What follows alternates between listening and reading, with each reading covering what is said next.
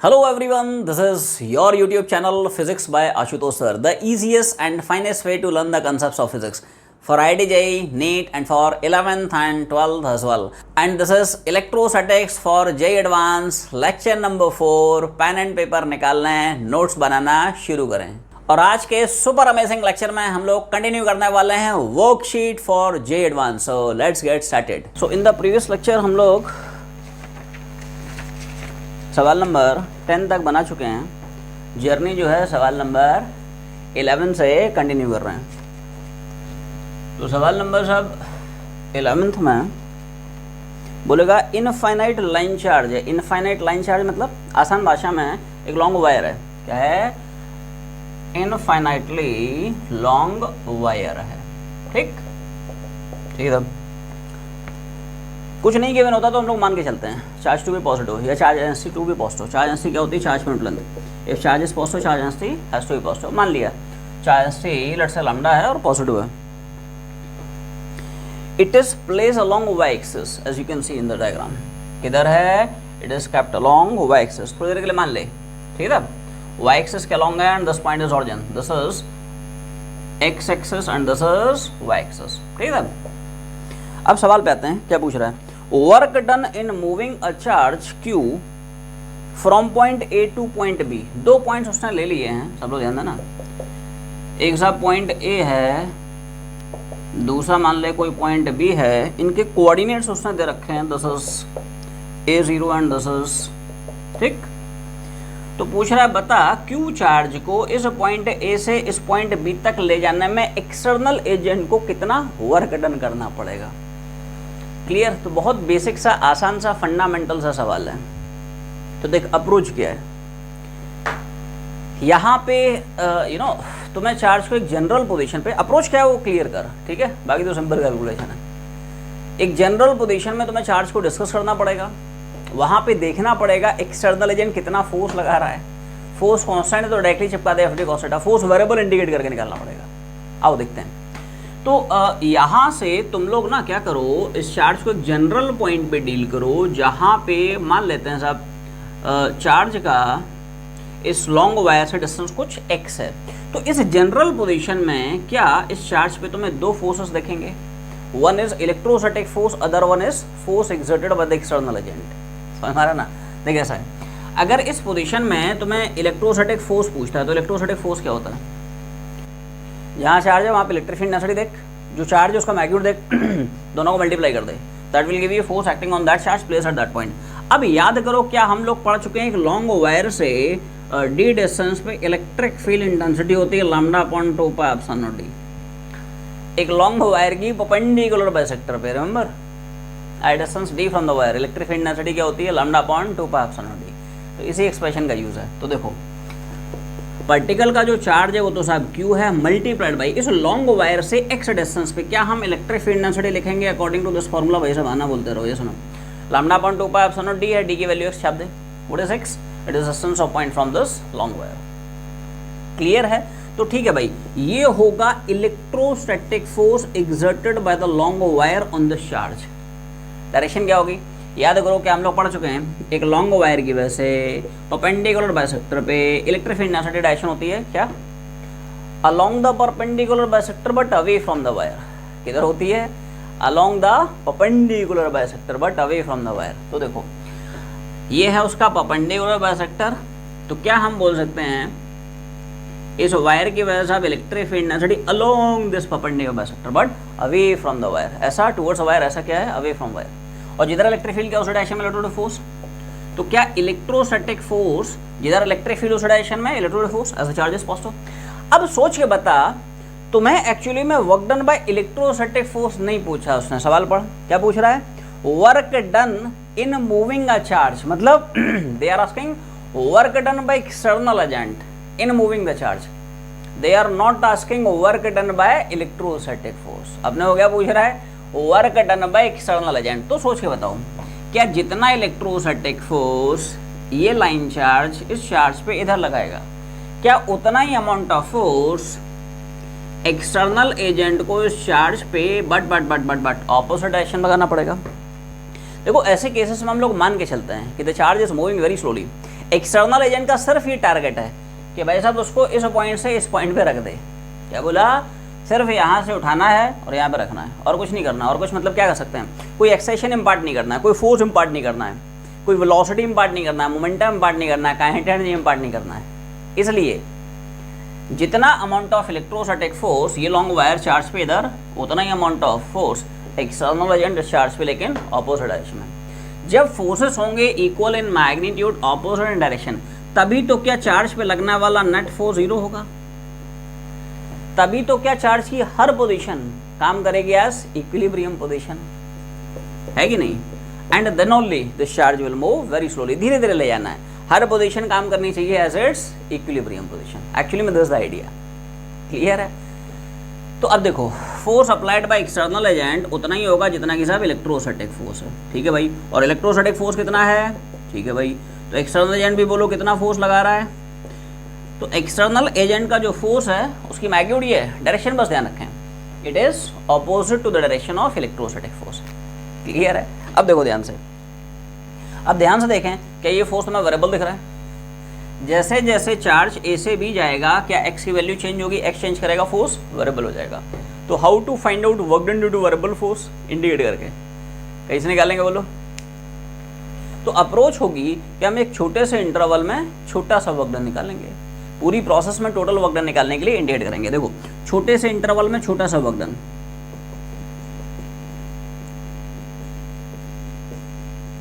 समझे पहले, है ना?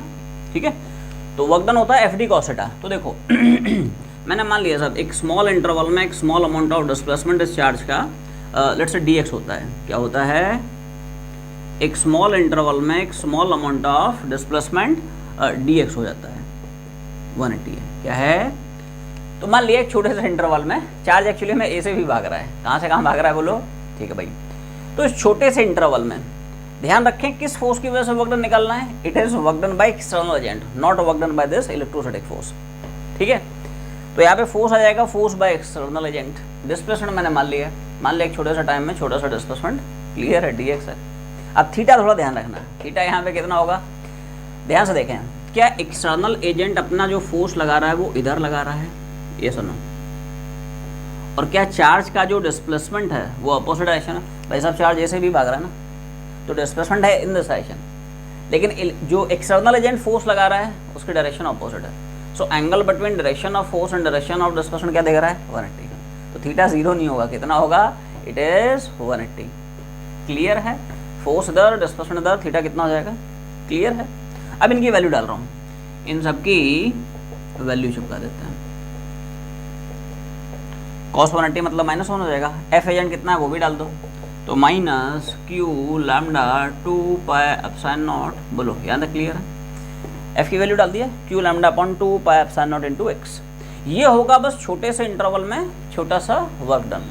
पूरी की पूरी entire process A to B में टोटल वर्क डन निकालने के लिए इसी को हम इंडिकेट करा लेंगे।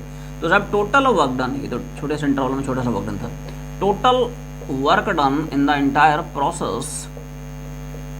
और क्या x की लिमिट तुम लोगों को देखने को मिल रही है फ्रॉम x बराबर a टू x बराबर 2 है ना? बोलते रहो भाई, ये सुनो, यहाँ पे ध्यान से देखो, चार्ज को वो कहाँ से कहाँ ले जा रहा है बोल? a से भी ले जा रहा है। देखो दोनों पॉइंट के उसने y कोऑर्डिनेट 0 दे रखे हैं, इसका मतलब पक्की बात है the particle is moving only and purely along x axis, ठीक? तो x ध्यान से देखो, x हमने क्या माना था? x is distance of charge, कहाँ से? From this long wire. तो क्या x बराबर a से x बराबर 2 है, तुम्हें लिमिट दिख रही है?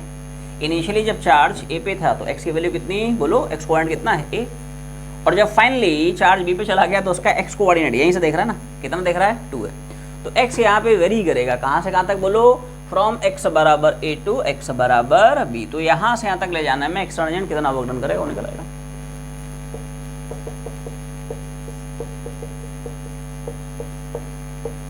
सिंपल प्रोसेस है, कैलकुलेशन बहुत ही आसान है। 1/x का x का रेस्पेक्ट में ln x standard form of integration है, क्लियर है? तो ये हो जाएगा minus Q lambda 2 pi epsilon naught ln 2a minus ln a, minus को अंदर ले जा, ठीक है? तो वर्क डन साहब आएगा Q lambda 2 pi epsilon naught ln a minus ln 2a, है ना, बोलते रहो। ये सुनो, माइनस से मल्टीप्लाई कर दिया ना, ये माइनस माइनस प्लस हो जाएगा, ये वाला माइनस हो जाएगा। लॉग की property, log A minus log B, it is log of A by B. क्या पढ़ते हैं?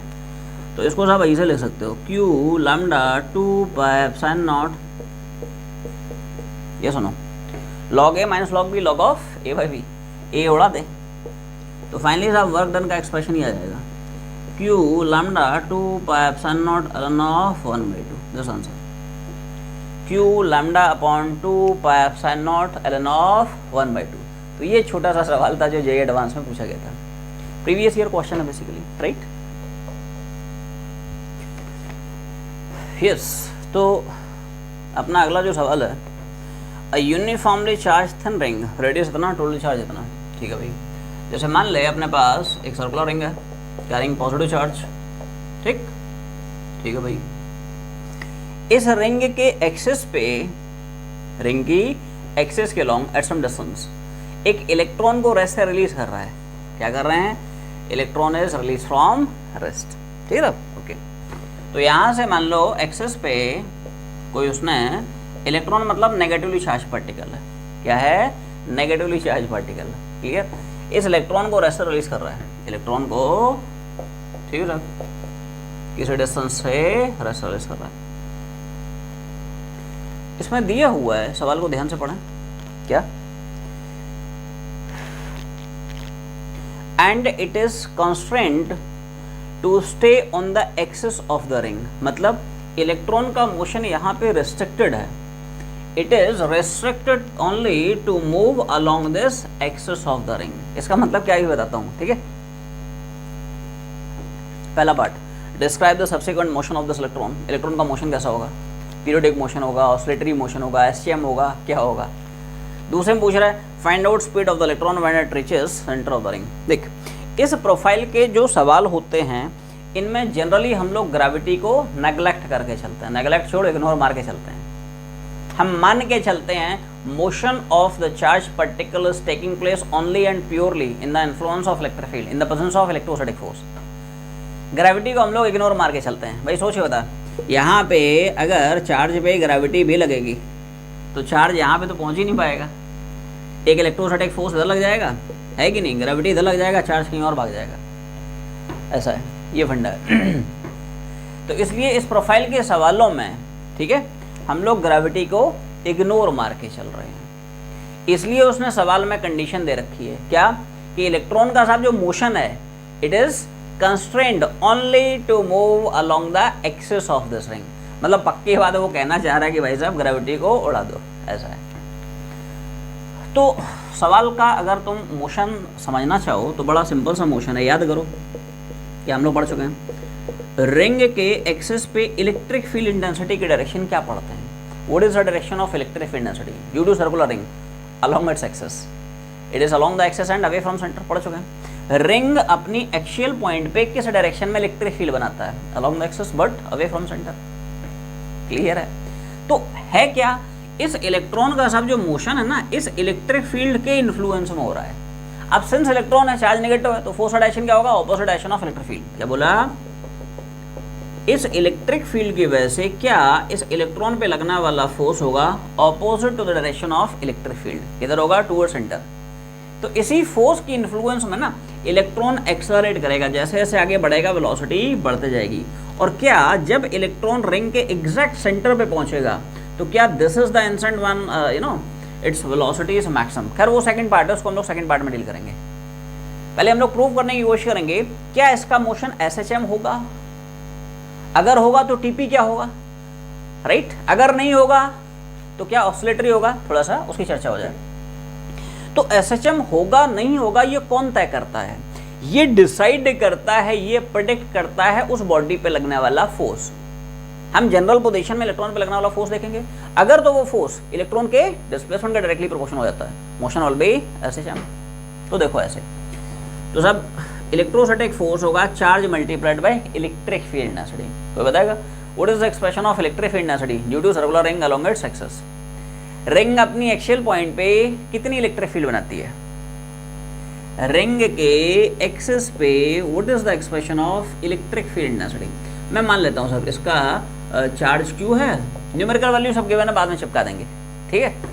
अभी जनरल वैल्यूज मान रहा हूँ, ठीक है, कि इसका टोटल चार्ज क्यू है, रेडियस आर है, और इलेक्ट्रॉन का भी नेगेटिव चार्ज में स्मॉल क्यू मान लेता हूँ, क्लियर है, ठीक है। बाद में वैल्यू डाल देंगे। तो क्यू मल्टीप्लाइड भाई साहब आना बोलते रहो, ये सुनो।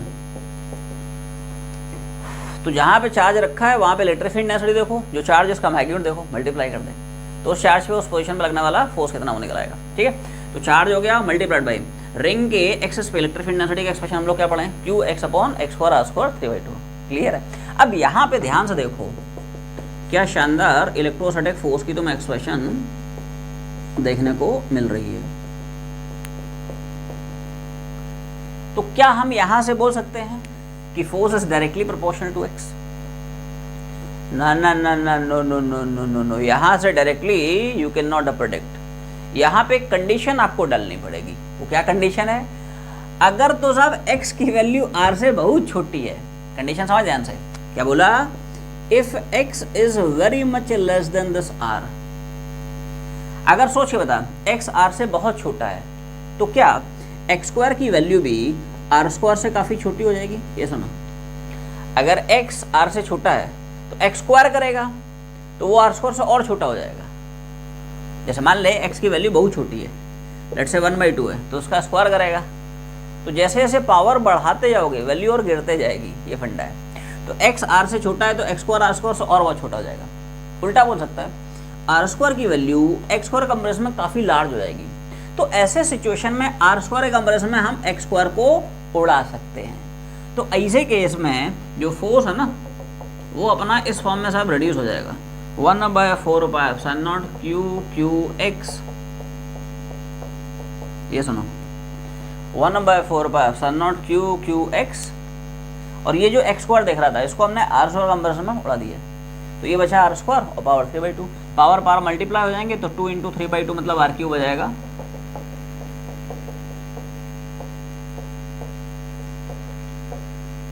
ये सुनो, 2 टूट गया ना, आर क्यूब आ गया। अब ध्यान से देखो, ये पूरा का पूरा कार्यक्रम क्या देख रहा है, कांस्टेंट। तो इलेक्ट्रॉन पे जनरल पोजीशन में लगने वाला फोर्स क्या इलेक्ट्रॉन के डिस्प्लेसमेंट के डायरेक्टली प्रोपोर्शनल है? एंड क्या ये जो डिस्प्लेसमेंट है it is measured from its equilibrium position? ध्यान से देखो। अब बोलोगे साहब हमें कैसे पता चला कि कहाँ पे इक्विलिब्रियम पोजीशन है? तो सोच के बता, जब इलेक्ट्रॉन या चार्ज सेंटर पे आएगा, क्या यही तो उसकी इक्विलिब्रियम पोजीशन होगी? This is the position where a net external force acting on this electron is 0, मतलब यही पोजीशन काम करेगी यार इक्विलिब्रियम पोजीशन। भाई जब एग्जैक्टली सेंटर पे पहुंच जाओगे ना तो सेंटर पे x 0 हो जाएगा। What is x? Distance of point from centre, और सेंटर पे ही बैठ गया तो भाई साहब x कितना 0, x जैसे 0 डालेगा क्या फोर्स 0 हो जाएगा। वैसे भी हम लोग पढ़ चुके रहे, what is the expression of electric field density exactly at the centre of circular ring. Ring अपने सेंटर पे कोई इलेक्ट्रिक फील्ड नहीं बनाता है, इलेक्ट्रिक फील्ड ही नहीं है, फोर्स कहाँ से आएगा?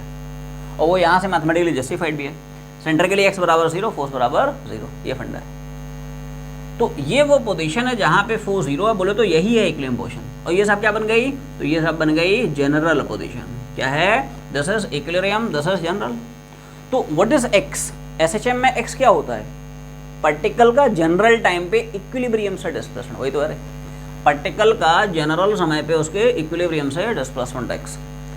तो hence force acting on the electron at a general position directly proportional to displacement which is measured from its equilibrium position. Number 1. Number 2, this force is restoring. ध्यान से देख, क्या फोर्स डायरेक्टेड तुम्हें दिख रहा है टूवर्ड्स इक्विलिब्रियम पोजीशन? ऐसा electric field इधर है लेकिन फोर्स किधर है? Directed towards equilibrium position. बोले तो force is restoring, hence motion is SCM, hence its motion is SCM। रहा सवाल टीपी का, तो हम लोग पढ़ चुके हैं, कैसा भी SHM हो उसका टाइम पीरियड डायरेक्ट निकाल सकते हैं यूजिंग 2π√m/k। m उस बॉडी का मास जो कि एसएम कर रहा है, k force constant, that is coefficient of x in the expression of force. तो यहाँ पे ध्यान से देखें, क्या m हो जाएगा इस इलेक्ट्रॉन का मास, मान लेते हैं m है, राइट। k क्या है? Force constant. फोर्स के एक्सप्रेशन में x का ऑप्शन, ध्यान से देखें, फोर्स के इक्वेशन में x का ऑप्शन क्या दिख रहा है? तो छाप रहा हूँ, तो 2π√m हो जाएगा इलेक्ट्रॉन का मास, और k मतलब ये पूरा कार्यक्रम। 1/4 जो भी देख रहा चिपका दे।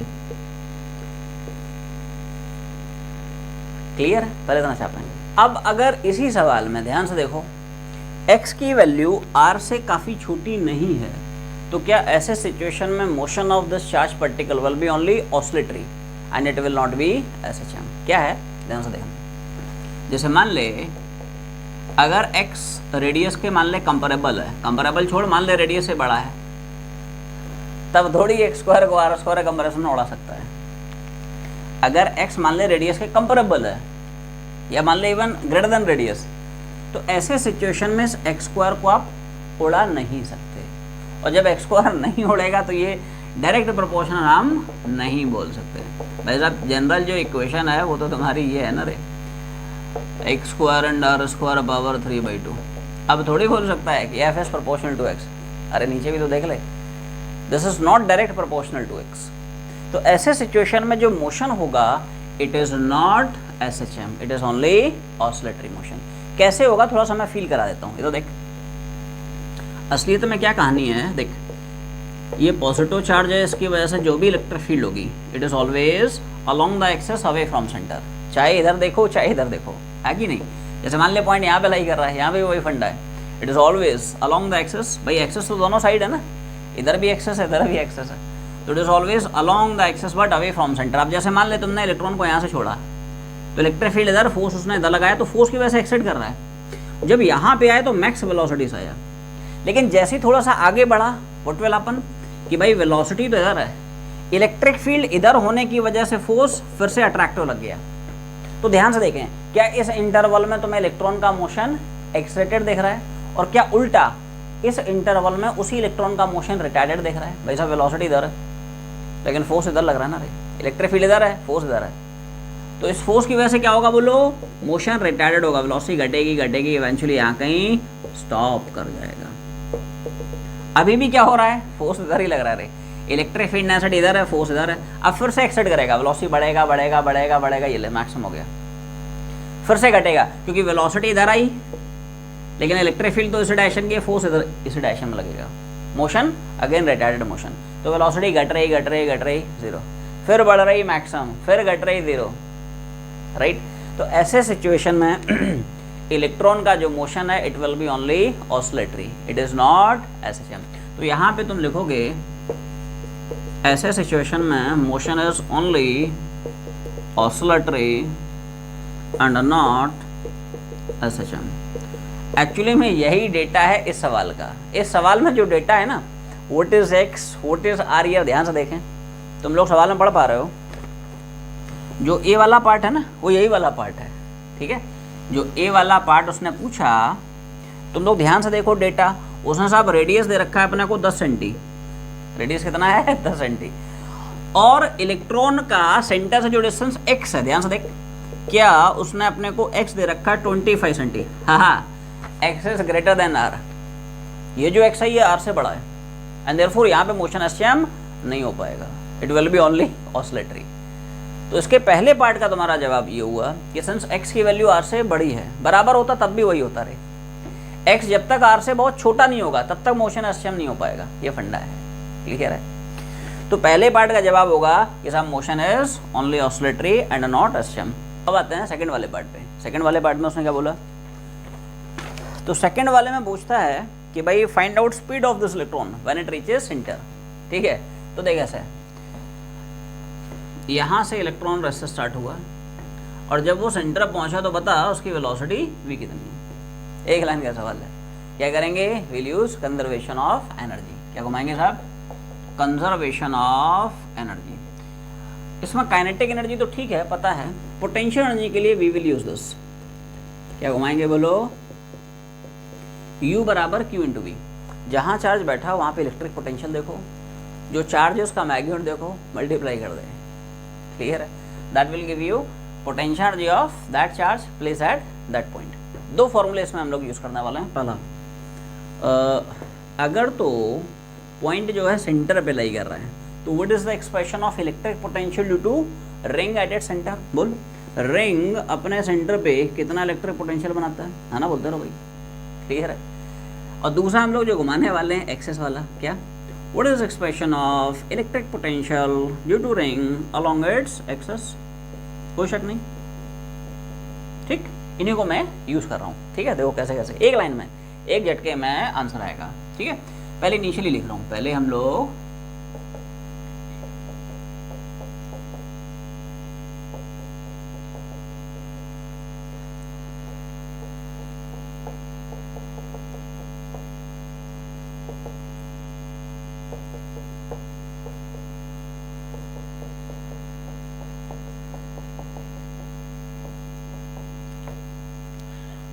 बोल इक्वेशन कैसे कैसे लिखी समझ में आई? तो देख यहाँ पे जो इक्वेशन है थोड़ा ध्यान दें।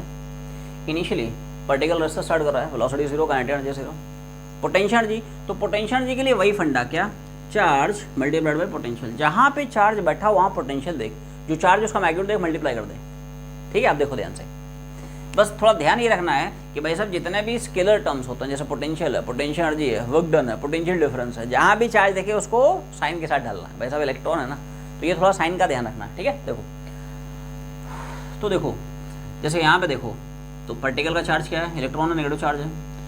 अब ये पॉइंट रिंग की रेस्पेक्ट में कहाँ पे चला गया, एक्सियल पे। एक्सियल पे इलेक्ट्रिक पोटेंशियल क्या होता है, तो डायरेक्ट ये चिपका दिया 1/4/q/, वैल्यू सब गिवन है, बाद में चिपकाएंगे, ठीक है। ऐसे ही फाइनली आ जा। अब आ जा सेंटर पे, इधर देख, तो सेंटर मान ले वेलोसिटी v है, तो काइनेटिक एनर्जी कितनी होगी इलेक्ट्रॉन की, हाफ m v², है मतलब इलेक्ट्रॉन का मास है, m बोले तो, ठीक है, m बोले तो मास ऑफ इलेक्ट्रॉन, ठीक।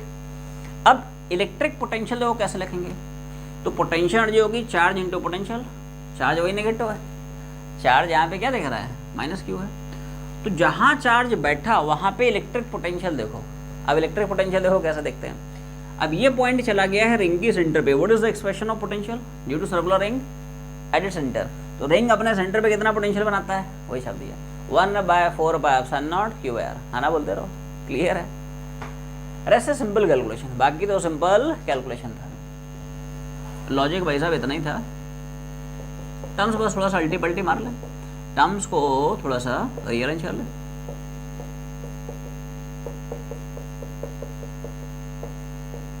जी सब क्या किया सामने, ये जो फैक्टर इधर ले गया पॉजिटिव रहेगा, और ये वाली जो पार्टी हो तो एसिडस नेगेटिव, क्लियर। अब डेटा पे आते हैं, क्या क्या अपने को डेटा उसने दे रखा है। देखो तुम लोग पढ़ पा रहे हो, 1/4/0 कितना डालना है, q कितना डालना है, ठीक है, समझ लो, बाद में छापे, ठीक है।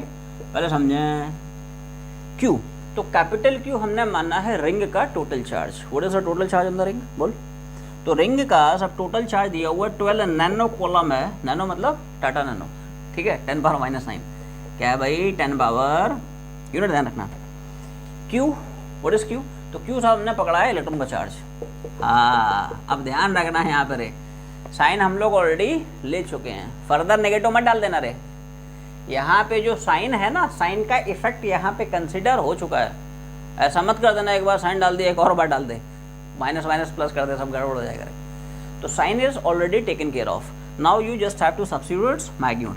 बोल रिंग का रेडियस कितना है, 10 सेंटी है, मीटर में चिपका देना।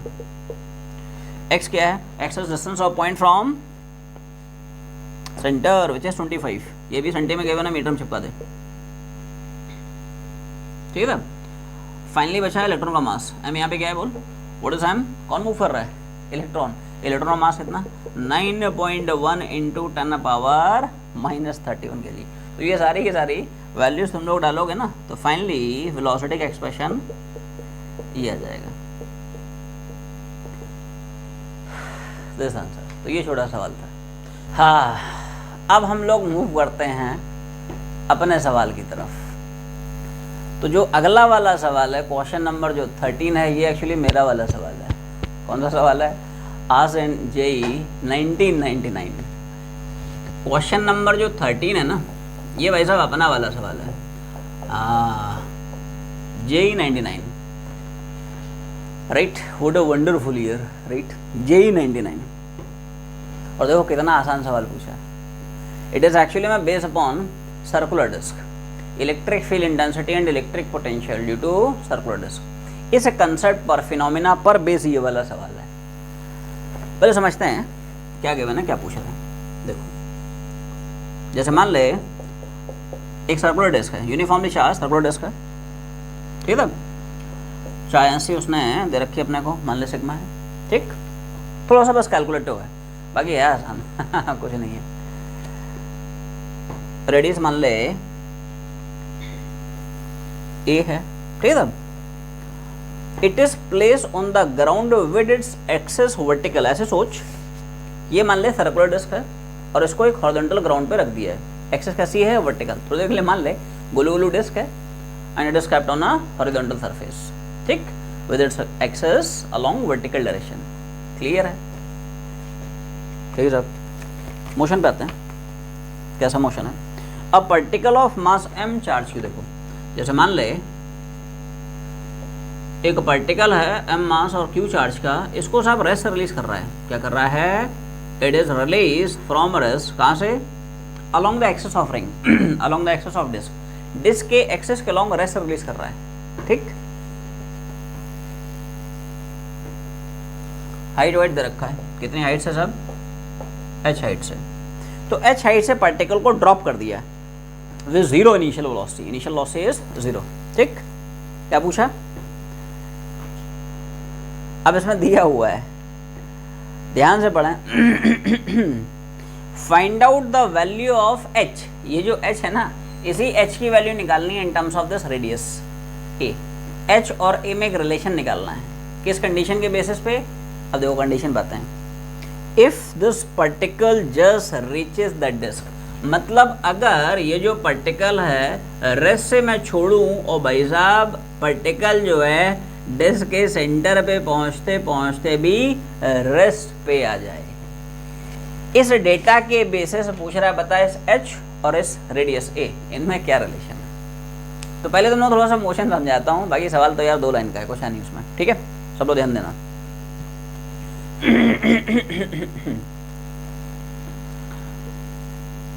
असलियत में क्या होता है कि एक सर्कुलर डिस्क, जैसे मान ले पॉजिटिव चार्ज है, एक सर्कुलर डिस्क की एक्सेस पे what is expression of electric field, electric field हम लोग क्या पढ़ते हैं, बोल, sigma bye 2 epsilon not 1 minus x upon, ठीक है, पढ़ चुके हम लोग। हुआ क्या, जैसे ही तुमने पार्टिकल को रेस्ट से छोड़ा, मोशन बस एनालाइज कर ले, ठीक है, मोशन को थोड़ा सा बस अपने को एनालाइज करना है, बाकी तो उसमें कुछ है नहीं, क्लियर है।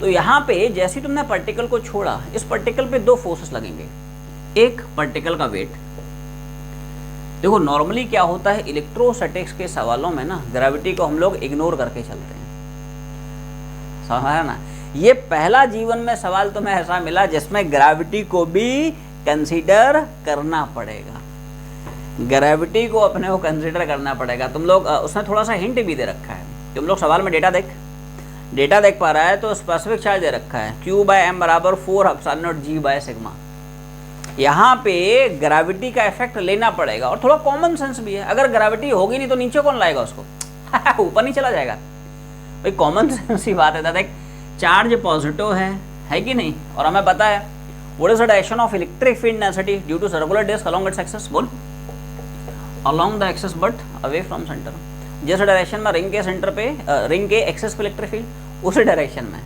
डिस्क के भी एक्सिस पे इलेक्ट्रिक फील्ड, बिकॉज दिस है क्या, it's nothing but a combination of several number of concentric circular rings, बहुत सारे छोटे छोटे सर्कुलर रिंग्स का कॉम्बिनेशन ही तो है, क्लियर है, और हर एक रिंग की वजह से इलेक्ट्रिक फील्ड डेंसिटी किधर, along the axis away from centre, इसलिए पूरे के पूरे डिस्क की वजह से। अब सोच के बता, ग्रेविटी अगर नहीं होता तो इलेक्ट्रिक फील्ड ऊपर, चार्ज पॉजिटिव, फोर्स ऊपर लग गया, भाग गया उड़ गया, उड़ गए, JE99 उड़ा दिया JE99 में उड़ गए, कि JE99 को तहस नहस कर दिया, ठीक है, समझे ध्यान से क्या है फंडा। तो यहाँ से हमें चमका कि भाई साहब ग्रेविटी यहाँ पे लेनी है, ठीक है, तो ये थोड़ा सा डिफरेंस है। अभी तक जितने भी सवाल तुमने बनाए उनमें ग्रेविटी को हम लोग नेगलेक्ट करके चल रहे थे ये पहला सवाल आया, तो यार JE99 आसान थोड़ी है बहुत आसान है कि नहीं, थोड़ा सा डिफरेंट है तो इसमें ग्रेविटी का यूज़ तुम्हें करना पड़ेगा, क्योंकि ग्रेविटी होगी तभी पार्टिकल नीचे आएगा, ठीक है। अब देखो ध्यान से, जैसे मान लो इनिशियली तुमने रेस्ट से छोड़ा, इलेक्ट्रिक फील्ड इधर, इलेक्ट्रोस्टैटिक फोर्स QE ऊपर लगेगा, लेकिन होगा क्या, यहाँ पे कुछ इंटरवल के लिए, मोशन फील कर, प्योर फील है, कुछ इंटरवल के लिए यहाँ पे ग्रेविटी की वैल्यू सब इलेक्ट्रोस्टैटिक फोर्स से बड़ी होगी, क्योंकि इनिशियली डिस्टेंस ज़्यादा होगी, एक ज़्यादा होगा तो इलेक्ट्रिक फील्ड कम हो जाएगा, इलेक्ट्रोस्टैटिक फोर्स ग्रेविटी से कम हो जाएगा। मतलब इलेक्ट्रिक फील्ड कम है ना, डिस्टेंस ज़्यादा है, चार्ज से आप जितना दूर रहोगे इलेक्ट्रिक फील्ड उतनी कम रहेगी, ये फंडा है। तो ऊपर इलेक्ट्रिक फील्ड कम है तो ऊपर वाला फोर्स कम हो गया, नीचे वाला फोर्स बढ़ गया, तो डाउनवर्ड वाला फोर्स अपवर्ड वाले फोर्स से ज़्यादा हो गया। मतलब चार्ज पार्टिकल इनिशियली कुछ देर के लिए एक्सलेट करेगा करेगा करेगा करेगा। यहाँ पे मान लो यार आते आते ये ग्रेविटी और ये इलेक्ट्रोस्टैटिक फोर्स एक दूसरे को बैलेंस कर रहा है। क्यों? क्योंकि जैसे जैसे नीचे आओगे आप एक्स कम करोगे, यहाँ से एक्स जैसे जैसे कम करेगा इलेक्ट्रिक फील्ड बढ़ेगी, तो इसके पास आ रहा ना भाई, खतरनाक इलेक्ट्रिक फील्ड होती जाएगी। तो जैसे जैसे नीचे आओगे वैसे वैसे क्यूई वाला जो फोर्स वो बढ़ते जाएगा। एक टाइम ऐसा आएगा जब ये क्यूई एनजी को बैलेंस कर लेगा, that is the instant when velocity of the charge particles max. लेकिन अब उल्टा इफेक्ट होगा, अब तुम और नीचे जाओगे तो अब देखो इलेक्ट्रिक फील्ड और बढ़ेगी, एक्स जितना कम करोगे इलेक्ट्रिक फील्ड उतनी बढ़ेगी। तो अब इस इंटरवल में उल्टा हो जाएगा। रे क्या बोला? ऊपर वाला जो इलेक्ट्रोस्टैटिक फोर्स है ना, ये सब नीचे वाले ग्रेविटी को एक्सीड कर जाएगा। तो यहाँ पे नो डाउट उसकी यार वेलोसिटी मैक्सिमम थी, लेकिन इस इंटरवल में ऊपर वाला फोर्स ज़्यादा बोलो और नीचे वाला फोर्स कम, इलेक्ट्रोस्टैटिक फोर्स बढ़ गया ग्रेविटी के कंपैरिजन। ग्रेविटी तो कांस्टेंट है, ग्रेविटी थोड़ी बढ़ेगा, ठीक है। यहाँ पे ग्रेविटी तो वही है, लेकिन इस इंटरवल में क्या हुआ, इलेक्ट्रिक फील्ड बढ़ने से इलेक्ट्रोस्टैटिक फोर्स बढ़ गया, तो नेट फोर्स ऊपर लग गया, तो वेलोसिटी नीचे फोर्स ऊपर, मोशन रिटार्डेड हो गया, वेलोसिटी घट रही और जैसे ही वो सेंटर पहुंचा शहीद हो गया। एक्चुअली में दिस द मोशन, मतलब स्टार्टिंग में कुछ देर के लिए वो एक्सलेट किया, उसके बाद क्या हुआ, रिटायर्ड हुआ और फिर से रेस्ट पे आ गया। एक्चुअली में ये मोशन है। तो यार यहाँ पे भी रेस्ट पे था, यहाँ पे भी रेस्ट पे था, एक्चुअली में ऐसा मोशन हो रहा है। अब तुम्हें पूछा कि बता ये एच कितना है in terms of this radius a, एक लाइन का सवाल है, ठीक है। क्या करेंगे, will use the concept of conservation of energy. पहले इतना छापें। तो यहाँ पे सब लोग ध्यान से देखें, पार्टिकल और डिस्क का जो सिस्टम है, उस सिस्टम पे लगने वाले सिर्फ और सिर्फ दो ही फोर्सेस हैं। बोल कौन कौन से?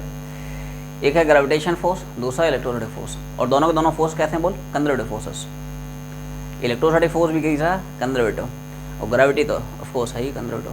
तो in the presence of conservative force system की टोटल जो मैकेनिकल एनर्जी है उसको हम लोग कंजर्व कराने जा रहे हैं। पार्टिकल डिस्क का जो सिस्टम है उसकी देखेंगे इनिशियली टोटल एनर्जी कितनी है, फाइनली टोटल एनर्जी कितनी है, ठीक। अब देखो यहाँ पे जब इलेक्ट्रोस्टैटिक पोटेंशियल एनर्जी तुम डालोगे तो हम लोग फिर से वही फार्मूला, जहाँ चार्ज बैठा वहाँ पोटेंशियल, जो चार्ज है उसका मैग्नीट्यूड देख लो, मल्टीप्लाई कर दे, U बराबर Q इंटू V, ठीक। अब देखो ध्यान से, यहाँ भाई साहब पोटेंशियल का फार्मूला क्या घुमाओगे, तो what is the expression of electric potential due to circular disc along its axis. कोई बताए सर्कुलर डिस्क के एक्सिस पे what is the expression of electric potential?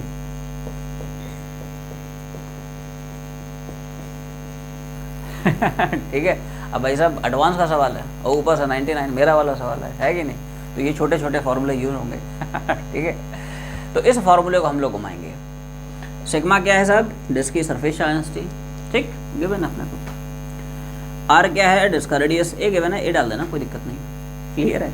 What is x, it is distance of point from, ठीक है, centre. Disc के centre से उस point का डिस्टेंस है जहाँ पे अपने को पोटेंशियल लिखना है, ठीक है। इन्हीं फॉर्मूलों को हम लोग यूज करने वाले हैं, पहले समझें, ठीक है। देखो कैसे कैसे लिख रहा हूँ।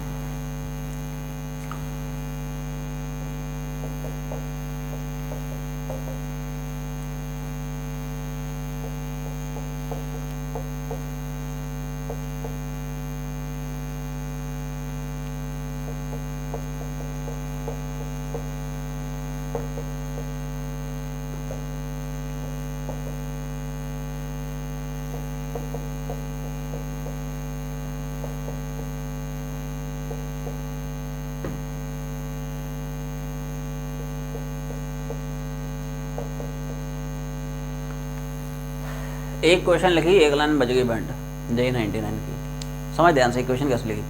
अब सिंस यहाँ पे ग्रेविटी आपको कंसीडर करना है तो भाई साहब एक ग्रेविटेशनल पोटेंशियल एनर्जी का भी एक्सप्रेशन आएगा, क्योंकि ग्रेविटी आ गई है भाई। ग्रेविटी होगी, जी होगा तभी तो mgh होगा रे, और ग्रेविटी ही नहीं होगा तो जी जीरो है, ग्रेविटेशन पोटेंशियल एनर्जी कहाँ से आएगी। अब एडवांस का सवाल है और 99 का सवाल है। ठीक है, तो ये सब फंडे लगेंगे इसमें। तो पहले इनिशियली आ जा, देख इनिशियली वेलोसिटी जीरो, भाई साहब का एनर्जी जीरो, पोटेंशियल में दो पोटेंशियल, एक ग्रेविटेशन दूसरी इलेक्ट्रोस्टैटिक पोटेंशियल जी। ग्रेविटेशन पोटेंशियल जी हमें पता है, इसी को ग्राउंड मान ले यार, है ना, यही ग्रेविटेशन पोटेंशियल जी का रेफरेंस है, h बराबर 0 u बराबर 0। तो यहाँ पे पार्टिकल की ग्रेविटेशन पोटेंशियल जी कितनी, mgh, है ना, बोलते रहो, ये सुनो, क्लियर है। अब इलेक्ट्रोस्टैटिक पोटेंशियल जी के लिए वही अप्रोच है क्या, q इंटू वी। तो जहाँ चार्ज बैठा है वहाँ पे पोटेंशियल देखो, जो चार्ज है उसका मैग्नीट्यूड देखो, मल्टीप्लाई कर दो, तो चार्ज तो ठीक है भाई, q हो गया। अब देखो पोटेंशियल कैसे लिखा है, तो डिस्क के सेंटर से x डिस्टेंस पे, अब यहाँ पे ध्यान से देख x कितना हो जाएगा, h। For this point x की वैल्यू कितनी डालेंगे, h। तो जहाँ जहाँ इसमें x दिख रहा था h चिपका दिए, ये देखो sigma 2 epsilon not h square r square minus h, ये सुनो। अच्छा रेडियस जो है वो रेडियस r की जगह उसने a दे रखा है, तो मैंने r की जगह a चिपका दिया है। ये इनिशियल हो गया, फाइनल पे आ जाते हैं, ध्यान सुना। तो वैसा फाइनली भी वेलोसिटी कितनी जीरो का, एनर्जी जीरो। अब पोटेंशियल में दो पोटेंशियल, ग्रेविटेशन और इलेक्ट्रोस्टैटिक। ग्रेविटेशन इसलिए जीरो हो जाएगा, ऐसा body lies over the reference line. Finally कहाँ पे आ गया, ग्राउंड पे आ गया ना रे, सेंटर पे, तो ऐसा जीरो हो गया, पोटेंशियल जी जीरो mgh में। अच्छा फाइनली इलेक्ट्रोस्टैटिक पोटेंशियल जी, चार्ज इंटू पोटेंशियल। अब देखो पोटेंशियल कैसे लिखा है समझे, यहाँ पे क्या x की वैल्यू जीरो हो गई, सेंटर पे आ गया ना रे, यहाँ पे व्हाट इज x भाई साहब होता है distance of point from centre, x जहाँ जहाँ दिख रहा है जीरो डाल दिया, ये देख। तो पोटेंशियल भाई साहब लिखा sigma by 2 epsilon naught, under root के अंदर सिर्फ r स्क्वायर आ जाएगा, और r अपने को a दे रखा है, तो अंडर रूट में आ गया a स्क्वायर, और x तो भाई जीरो है, छोड़ दे। तो सिग्मा बाई 2 एप्सिलॉन नॉट यहाँ से सिर्फ क्या मिलेगा, under root of a square, ये जीरो हो गया, ये भी एक जीरो हो गया, और 4 से मल्टीप्लाई तो कर ही दिया। Equation clear, rest simple calculation, logic इतना ही था, लॉजिक इतना ही था, बाकी तो सिंपल कैलकुलेशन, थोड़ा सा टर्म्स को इधर उधर कर रहा हूँ, ठीक है। तो देखो इस सम को मैं उधर ले जा रहा हूँ, इस सम को क्या करेंगे बोलो,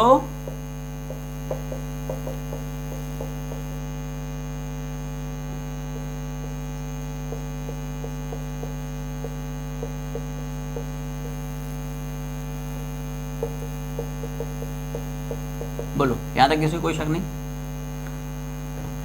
इस सम को बस उधर ले गया, तो mgh इधर बचेगा, ये sigma upon 2 epsilon not a into जो भी है एज इट इज है, और ये पूरा इधर चला गया तो माइनस कर दिया, minus sigma upon 2 epsilon not q, और ये जो भी एज इट इज है, क्लियर है। इन दोनों में से कुछ कॉमन दिख रहा है वो निकाल ले, mgh बराबर sigma 2 epsilon not a q, ये sigma into q upon 2 epsilon naught, ये बाहर निकाल ले, इधर से आएगा और इधर से आएगा,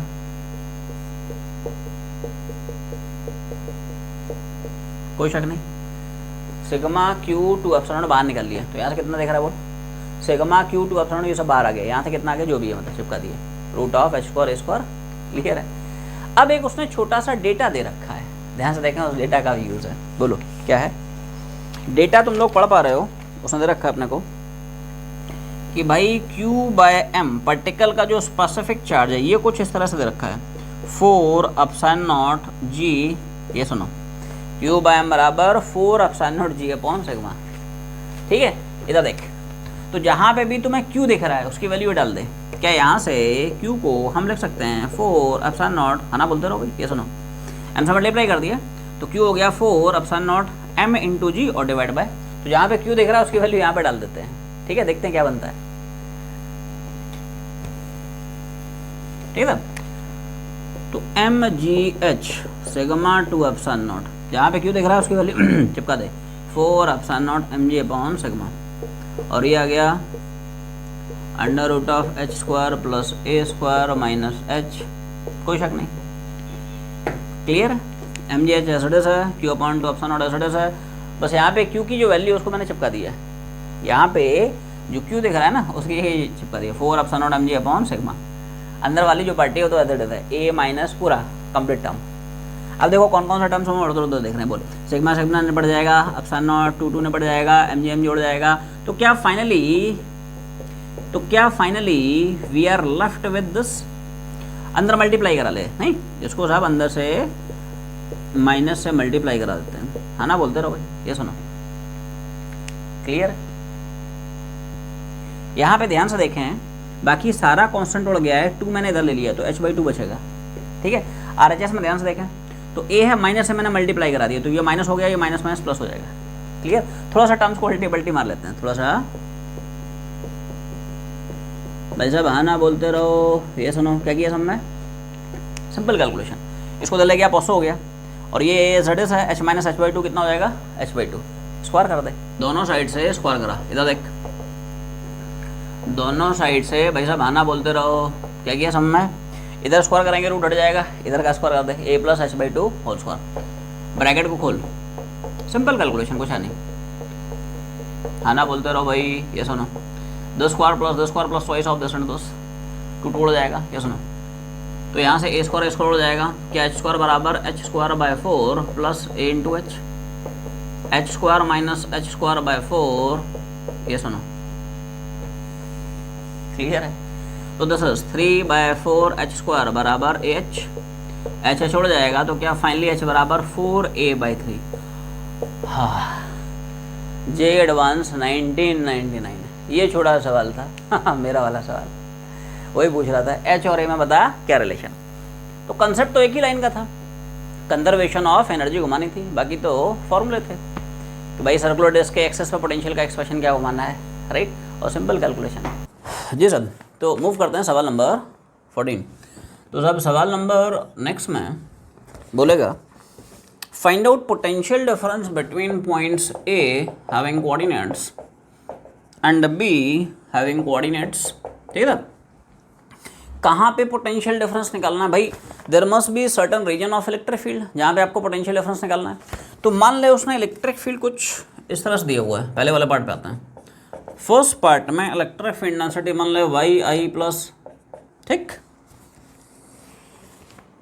तो देख इस प्रोफाइल की जो प्रॉब्लम्स हैं जिसमें इलेक्ट्रिक फील्ड वेरिएबल हो जाता है भाई, अगर तो इलेक्ट्रिक फील्ड डेंसिटी कांस्टेंट है तो पोटेंशियल डिफरेंस तुम लोग डायरेक्टली निकाल सकते हो, पोटेंशियल डिफरेंस बराबर electric field density into distance. क्या बोला कि भाई इलेक्ट्रिक फील्ड इंटेंसिटी होता है पोटेंशियल डिफरेंस अपॉन डिस्टेंस, तो पोटेंशियल डिफरेंस हो जाएगा इलेक्ट्रिक फील्ड बराबर इनटू डिस्टेंस। पोटेंशियल डिफरेंस क्या हो जाएगा, अगर तो इलेक्ट्रिक फील्ड कांस्टेंट है डायरेक्टली चिपका दे पोटेंशियल डिफरेंस बराबर इलेक्ट्रिक फील्ड इनटू डिस्टेंस।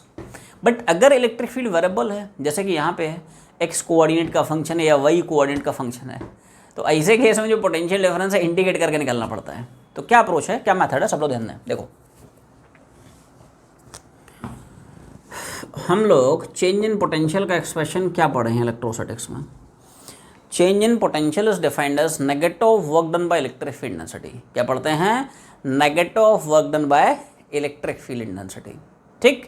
इसको डिफरेंशियल फॉर्म में लिखना पड़ेगा, कैसे लिखते हैं डिफरेंशियल फॉर्म में, ध्यान से देख, कोई शक नहीं है कि नहीं मान लो एक स्मॉल इंटरवल में small change in potential dv है और उसी स्मॉल इंटरवल में small work done by electric field density कुछ डीडब्ल्यू है, ठीक।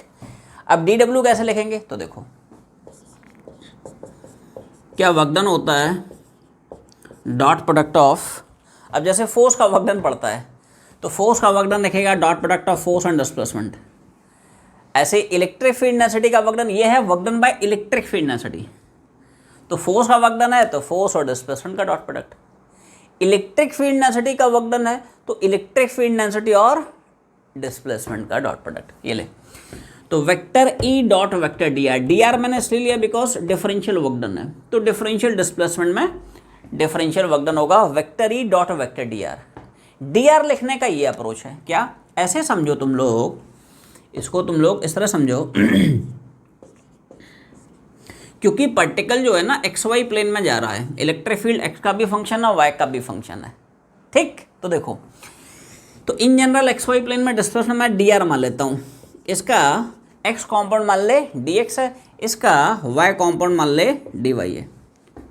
क्या इसको हम वेक्टर फॉर्म में ऐसे लिख लेंगे और क्या इसको वेक्टर फॉर्म में ऐसे लिख लेंगे, ये सुनो भाई साहब, वेक्टर पढ़ते हो क्या, उसका मैग्नीट्यूड इनटू उसके डायरेक्शन का एक यूनिट वेक्टर, तो ये वेक्टर बोलो क्या होगा, इसका मैग्नीट्यूड डी एक्स इंटू उस डायरेक्शन में यूनिट वेक्टर, एक्स एक्सेस में यूनिट वेक्टर बोलो क्या होगा आई कैप।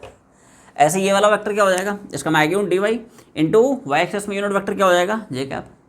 अब ट्राइंगल लॉ ऑफ फैक्टराइजेशन घुमा दे कि साहब 10 वेक्टर बराबर 10 और प्लस 10, तो क्या हम लोग ये जो डिस्प्लेसमेंट लिखा है डी आर उसको according to triangle law of factorization ऐसे लिख सकते हैं, 10 वेक्टर बराबर 10 प्लस 10, तो डी आर बराबर डी एक्स आई प्लस डी वाई जे। यहाँ तक क्लियर, ठीक है।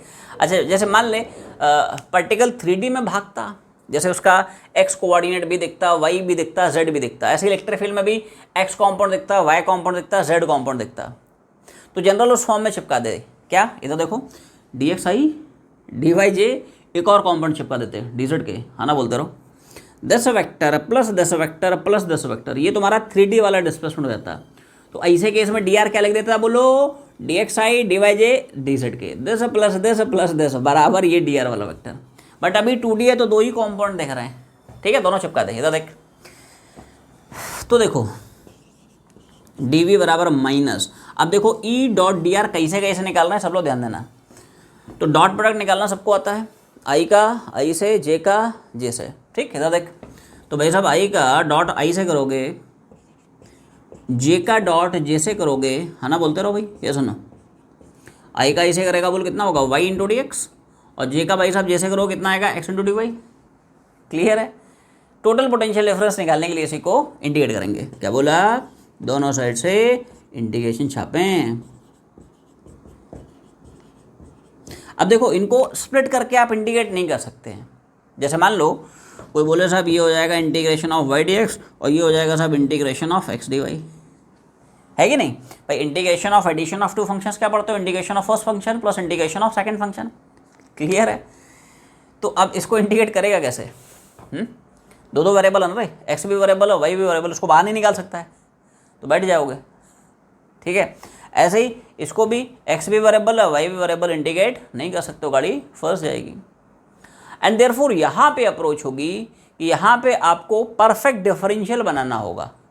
You have to use the formula of differentiation of product of two functions. तो कैसे परफेक्ट डिफरेंशियल बनाते हैं वो सब लोग थोड़ा सा ध्यान दें। क्या इस एक्सप्रेशन को हम ऐसे भी ले सकते हैं,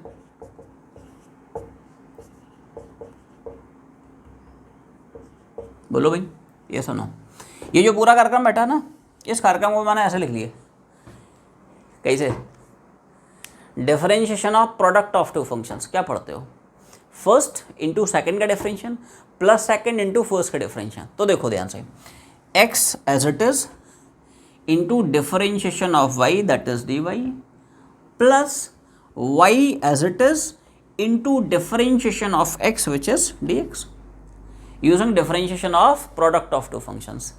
तो ये इस प्रोफाइल के प्रॉब्लम्स को डील करने की एक छोटी सी ट्रिक है, ठीक है। इस तरह से हम इसको परफेक्ट डिफरेंशियल की फॉर्म में कन्वर्ट कर लेते हैं using differentiation of product of two functions. X as it is into y का differentiation d y plus y as it is into x का डिफरेंशिएशन डी एक्स। क्लियर है। अब आसान है कहानी। देखो कुछ नहीं है y मान ले, यहाँ पे भी कुछ नहीं है, मतलब कुछ नहीं है 1 मान ले, और मैं बता 1 का इंटीग्रेशन x के रेस्पेक्ट में x, तो बता 1 का इंटीग्रेशन v के रेस्पेक्ट में v, है कि नहीं। अच्छा यहाँ पे ध्यान से देखें, यहाँ पे इंटीग्रेशन क्या लिखोगे, तो 1 का इंटीग्रेशन एक्स वाई के रेस्पेक्ट में, क्या हम एक्स वाई लिखेंगे, हाँ ना बोलते रहो। ये सुनो, समझे ध्यान से, 1 का with respect to x x, तो 1 का v के रेस्पेक्ट में v। ऐसे यहाँ पे 1 का एक्स वाई के रेस्पेक्ट में तो एक्स वाई आ जाएगा, क्या दिक्कत है। असलियत में क्या होता है, इंटीग्रेशन और डिफरेंशिएशन कैंसल आउट हो जाते हैं। तो देख ये इंटीग्रेशन है, इसने डिफरेंशिएशन को मारा, बहुत परेशान किया, ये निपटा दे। असलियत में ये फंडा होता है, इंटीग्रेशन डिफरेंशिएशन एक दूसरे के रिवर्स होते हैं ना, तो कैंसल आउट हो जाते हैं, इससे डायरेक्ट एक्स आ जाता है। वही है, ये देख, ये इंटीग्रेशन ये डिफरेंशिएशन कैंसल आउट हो गया, सिर्फ एक्स वाई आ गया। अब देखो यहाँ पे ध्यान से देखना, ये पूरा यार यहाँ पे ना एक्स वाई की लिमिट चढ़ेगी, और यहाँ पे तो खैर पोटेंशियल। देखो लिमिट लिमिट लिमिट लिमिट, ध्यान से, गड़बड़ नहीं रहे। बोलो भाई, पहले बता क्या लिमिट तुम लोगों को चमकी। लिमिट जो है उसको ध्यान से समझो, लिमिट मैंने कैसे लगाई। देख यहाँ पे x इंटू वाई आ रहा है, तो x और y दोनों की लिमिट एक साथ लगेगी। तो सोच, इनिशियल पॉइंट A है जिसमें x और y 0, फाइनली पॉइंट B है उसके x और y 1 1 है, तो इनिशियली x y क्या है 0 0, तो पॉइंट A के करस्पॉन्डिंग, राइट, मैंने मान लिया था 0 0 करस्पॉन्डिंग पोटेंशियल V1 है। ऐसे ही पॉइंट B उसके x और y कोऑर्डिनेट क्या है 1 1, तो 1 1 करस्पॉन्डिंग मैंने मान लिया, पॉइंट B का पोटेंशियल कुछ V2 है, तो 0 0 पे V1, 1 1 पे V2। अब देखो लिमिट कैसे चढ़ा रहा हूँ, ये तो देख। अच्छा ऑफ कोर्स माइनस था, गड़बड़ नहीं रहे, गड़बड़ नहीं भाई, गड़बड़ नहीं, माइनस था, माइनस यहाँ पे जो था वो तो भाई रहेगा, है कि नहीं। तो इधर upper limit minus lower limit. अब यहाँ पे अपर लोअर कैसे तुम लोग घुमाते हो, ये थोड़ा देखो समझो। बोलो क्लियर है। v2 minus we one. अब यहाँ पे x इंटू वाई है तो उसकी जगह अपर लिमिट डालेगा क्या, तो 1 इंटू वन, दोनों 1 एरर है, माइनस x की जगह पे 0, y की जगह पे 0, अपर माइनस लोअर चिपका दिया। तो v2 माइनस वी1 बोलो यहाँ से कितना आ रहा है, बट तुम्हें पोटेंशियल डिफरेंस पूछता है, ये तो चेंज इन पोटेंशियल है।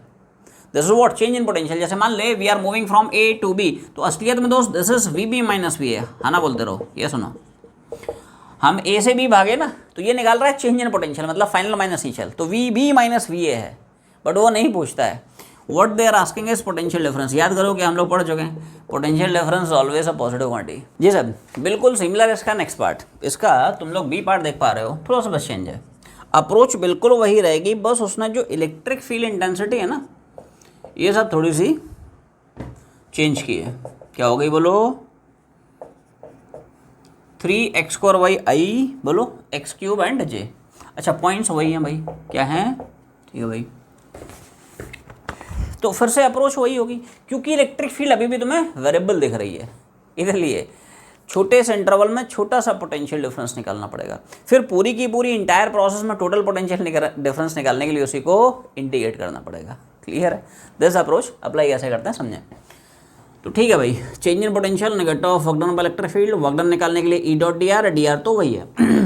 इसे मान ले एक्स कोऑर्डिनेट पे आता, तो हम लोग भी यहाँ पे एक कॉम्पोनेंट चिपका देते, d x i d y j and d z into k. कोई शक नहीं, कोई शंका नहीं, ठीक है। अब देखो, तो यहाँ पे सब लोग ध्यान दें कि सब डी वी क्या हम लिखेंगे माइनस, बोलो E dot D R, dot product लेना सबको आता है, ये सुनो बोल, कैसे लगा, सबको समझ में आ गया। तो ठीक है भाई, इधर तो डी वी आ गया, माइनस साइन एसडेस है, इधर देखो। अब ई डॉट डी आर, तो भाई साहब आई का डॉट आई से चिपका दे और जे का जे से, तो आई का आई से चिपकाएंगे 3x square into y d x, और जे का जे से चिपकाओगे बोलो एक्स क्यूब इंटू यहाँ से कितना जाएगा बोलो x cube into d y. Clear है, आई का आई से चिपकाओगे 3x स्क्वायर वाई और डी एक्स आ गया, और जे का जे से चिपकाएंगे एक्स क्यूब इंटू, क्लियर है। और दोनों साइड से इंडिकेट करा दें, दोनों साइड से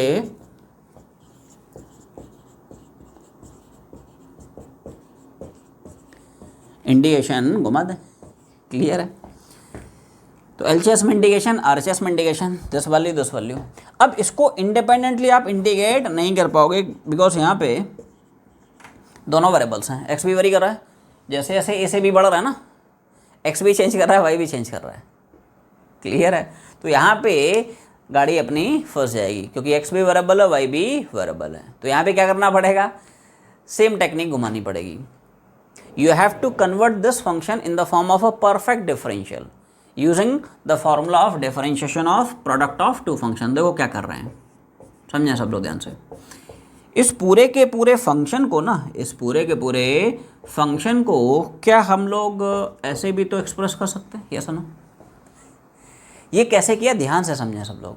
चेन रूल का यहाँ पे यूज़ है, किसका यूज़ है, चेन रूल ऑफ डिफरेंशिएशन। देखो कैसे, डिफरेंशिएशन क्या होगा, फर्स्ट इंटू सेकंड का differentiation plus second into first का। अब देखो, तो भाई ठीक है, x cube as it is, इधर देखो multiplied by differentiation of y which is d y. इसमें तो किसी को कोई शंका नहीं, कोई संशय नहीं, कोई शक नहीं, ठीक है। अब देख दूसरा वाला थोड़ा सा ट्रिकी है, second function as it is, बोले तो वाई एज इट इज। अब एक्स क्यूब का सब डिफरेंशिएशन कैसे करोगे, तो यार एक्स क्यूब का होगा 3x स्क्वायर, और फिर x का जो डिफरेंशिएशन है dx उससे मल्टीप्लाई करना पड़ेगा, वही तो है। एक्स क्यूब का देखो 3x स्क्वायर, और मल्टीप्लाई करना पड़ेगा ना भाई by differentiation of x using chain rule. फिर समझें कैसे आया एक्सप्रेशन जो है, कैसे आई, ध्यान समझें। X cube as it is, differentiation of y dy, कोई शक नहीं, ठीक है। यहाँ पे ध्यान से देखें, देखो क्या किया है।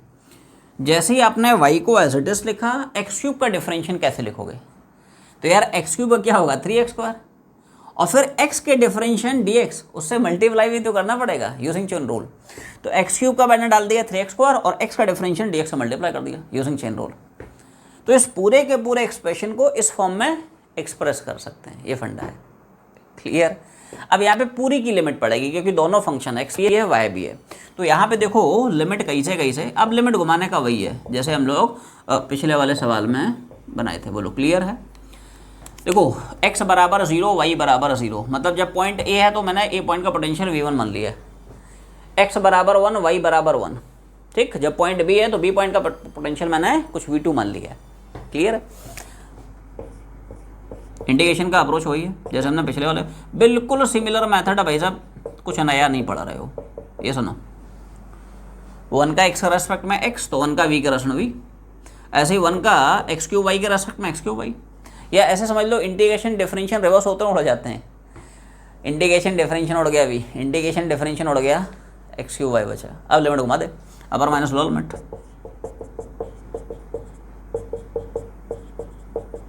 क्या बोला, v2 माइनस v1, इधर एक्स वाई की जगह 1 1 रख दिया, एक्स वाई की जगह 0 0 डाल दिया, अपर माइनस लोअर लिमिट, ठीक है। सो v2 माइनस v1 बराबर माइनस 1 माइनस 0, तो v2 माइनस 1 इज, अब यहाँ पे ध्यान से देखें, हमने v2 माइनस v1 निकाला। v2 मतलब किसका पोटेंशियल बोलो, b का, v1 मतलब किसका, तो ये बेसिकली चेंज इन पोटेंशियल है। बोले तो final potential minus initial potential, मतलब अगर तुम्हें पूछता बता vb माइनस va तो हम लिखते हैं -1 वोल्ट, बट एक्चुअली में they are asking potential difference between A and B. याद कर क्या हम लोग पढ़ चुके हैं, potential difference it is always a positive quantity. तो पोटेंशियल डिफरेंस हमेशा पॉजिटिव है, इसलिए आंसर क्या होगा, +1 वोल्ट। क्लियर है? तो अब हम लोग आगे बढ़ते हैं। सवाल नंबर 15 याद करो, क्या हम लोग पिछले लेक्चर में डिस्कस कर चुके हैं, क्वेश्चन नंबर 15। तो डायरेक्टली अटैक करते हैं सवाल नंबर 16 पे। तो साहब सवाल नंबर 16 इट इज़ एक्चुअली में based on concept of earthing. Earthing का बहुत ही आसान सवाल है। इस प्रोफाइल के जो सवाल हैं हम लोग साहब क्लास में भी डिस्कस कर चुके हैं। जैसे 3 कॉन्सेंट्रिक कंडक्टिंग शेल्स हैं, शेल मतलब होलोस्फीयर, ठीक है। रेडियस r, 2r और 3r, r है, 2r है एंड 3r, ठीक, okay. Out of these 3 shells जो इनर मोस्ट शेल है उसको सब चार्ज दिया Q, ठीक। जो आउटर मोस्ट शेल है इसको A बोलता है, इसको B बोलता है, इसको C बोलता है, इसको सब चार्ज दिया 2Q, ठीक। पूछता है अच्छा मिडिल वाला जो शेल है उसको कोई चार्ज नहीं दिया उसने, उसकी जगह उसकी अर्थिंग करा दी। क्या करा दी साहब, ठीक है। अब पूछ रहा है, क्या पूछता है, find out the charges appearing on all the surfaces of A, B and C। तीनों शेल के हर एक जो सरफेसेस हैं उन पे बता चार्ज कितना कितना होगा। तो इस प्रोफाइल के सवाल हम लोग बहुत सारे बना चुके हैं। तो इस प्रोफाइल के प्रॉब्लम्स में दोनों कंसेप्ट्स का यूज़ होता है, थोड़ा सा इंडक्शन का भी यूज़ होता है एंड ऑफ कोर्स अर्थिंग के फंडे तो लगेंगे, अर्थिंग का सवाल है, ठीक है। तो पहले चार्जेस का तुम लोग रीडिस्ट्रीब्यूशन समझो, याद करो क्या हम लोग पढ़ चुके हैं। मैं थोड़ी देर के लिए मान रहा हूँ, क्या थिन शेल्स हैं, उनके इनर सरफेस है, आउटर सरफेस है, आना बोलते रहो। ये सुनो क्या बोला कि साहब इनर सरफेस है, आउटर सरफेस है। याद करो कि हम लोग पढ़ चुके हैं, in case of any number of concentric conducting shells any charge given to the innermost shell always resides over its outer surface. ये सुनो, इनर मोस्ट शेल को तुम जो भी चार्ज दोगे वो हमेशा कहाँ पे बैठेला है, आउटर सरफेस पे। उसके इनर मोस्ट शेल के इनर सरफेस पे कोई भी चार्ज एग्जिस्ट नहीं कर सकता, क्योंकि इनर मोस्ट शेल के इनर सरफेस चार्ज आ गया तो भाई साहब कंडक्टर के अंदर इलेक्ट्रिक फील्ड बना देगा। देखो इस शेल, इस शेल, इस शेल, इनके लिए तो वैसे ही जो पॉइंट P अंदर लाई कर रहा है, हॉलोस्फीयर के अंदर वाले पॉइंट पे इलेक्ट्रिक फील्ड हमेशा 0, लेकिन इस शेल के लिए पॉइंट सरफेस पे चला जाएगा और वो इलेक्ट्रिक फील्ड बना देगा, जो कि नहीं होना चाहिए। नहीं होने के लिए इनर मोस्ट शेल के इनर सरफेस पे कोई भी चार्ज एग्जिस्ट नहीं होना चाहिए। इतनी बात क्लियर है? तो देखो यहाँ पे 0 आएगा और इसका जो भी टोटल चार्ज है वो सब इसके आउटर बैठेगा, ठीक है भाई। अब ध्यान देना, यहाँ पे Q तो क्या मिडल वाले के इनर सरफेस पे चार्ज इंड्यूस कितना होगा, -Q। अब देखो अगर तो ये शेल अर्थ ना होता तो हम बोल देते कि हाँ भाई ये आइसोलेटेड शेल है, इसका टोटल चार्ज के अंदर बढ़ेगा, इनिशियली 0 फाइनली 0। तो इनिशियली 0 था, फाइनली 0 होगा, फाइनली 0 होने के लिए यहाँ पे -Q, तो यहाँ पे कितना जाएगा, +Q, तभी तो 0 रहेगा according to conservation of charge. But यहाँ पे ऐसा है नहीं। कैसा है बोलो, इसको उसने अर्थ कर दिया है, तो शेल और अर्थ इनके बीच में गेम हो जाएगा, चार्जेस की शेयरिंग हो जाएगी, रिडिस्ट्रीब्यूशन हो जाएगा। या तो चार्ज शेल से अर्थ में जाएगा या वापस से अर्थ से शेल में जाएगा। कब तक जाएगा? जब तक कि इस शेल का फाइनल पोटेंशियल जीरो नहीं हो जाता। क्लियर? तो अपने को पता नहीं है, मैं मान लेता हूं सब। इस शेल के आउटर वाले पे लेट से Q1 आता है, फिर से वही कहानी, यहाँ पे Q1 तो इसके इनर पे कितना आएगा बोल? Minus Q1। This shell is now isolated, इसका सब टोटल चार्ज कंजर्व रहेगा 2Q। तो इनर पे माइनस Q1 तो क्या आउटर पे 2Q plus Q1, minus Q1 यहाँ पे 2Q प्लस Q1, Q1 क्यों उड़ जाएगा टोटल चार्ज के अंदर। तो ये तो यहाँ पे इंडक्शन का यूज हो गया। अब यहाँ पे ध्यान से देखें, सिर्फ एक ही अननोन आपको दिख रहा है Q1। Q1 निकल आएगा, पर्पस सॉल्व्ड। Q1 निकालने के लिए हम लोग अर्थिंग की सब बेसिक कंडीशन को यूज करेंगे। क्या कंडीशन होती है बोलो? जिस भी पॉइंट को आपने अर्थ कर रखा है उसका फाइनल पोटेंशियल जीरो करा दे। तो पोटेंशियल की इक्वेशन देखो कैसे कैसे लिखेंगे।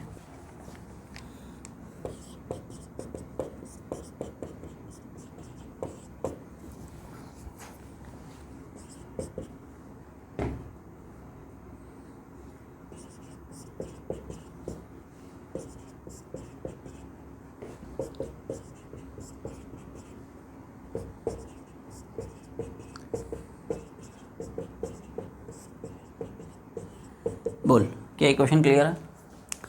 देखो इसमें ये फंडे लगे हैं। देख, हॉलो स्फीयर के अंदर वाले हर एक पॉइंट पे पोटेंशियल है। देख, हॉलो स्फीयर के अंदर वाले पॉइंट पे पोटेंशियल उतना ही बोलो जितना कि सरफेस का।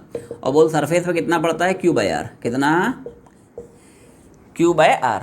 शेल का Q डिवाइड बाय शेल का R। बस बाहर वाले पॉइंट पर रिजल्ट थोड़ा सा डिफरेंट होता है। बोलो आउटसाइड कितना होता है? 1/4 पाई epsilon not Q by small r। What is small r? Distance of point from centre. ठीक, अब देखो इसको यूज़ कैसे करते हैं। जैसे मान ले यहाँ पे तुम्हें पोटेंशियल यार लिखना है, ठीक, इसी पॉइंट का पोटेंशियल निकालो। भाई जिस भी पॉइंट को तुम अर्थ करते हो उसका फाइनल पोटेंशियल जीरो हो जाता है।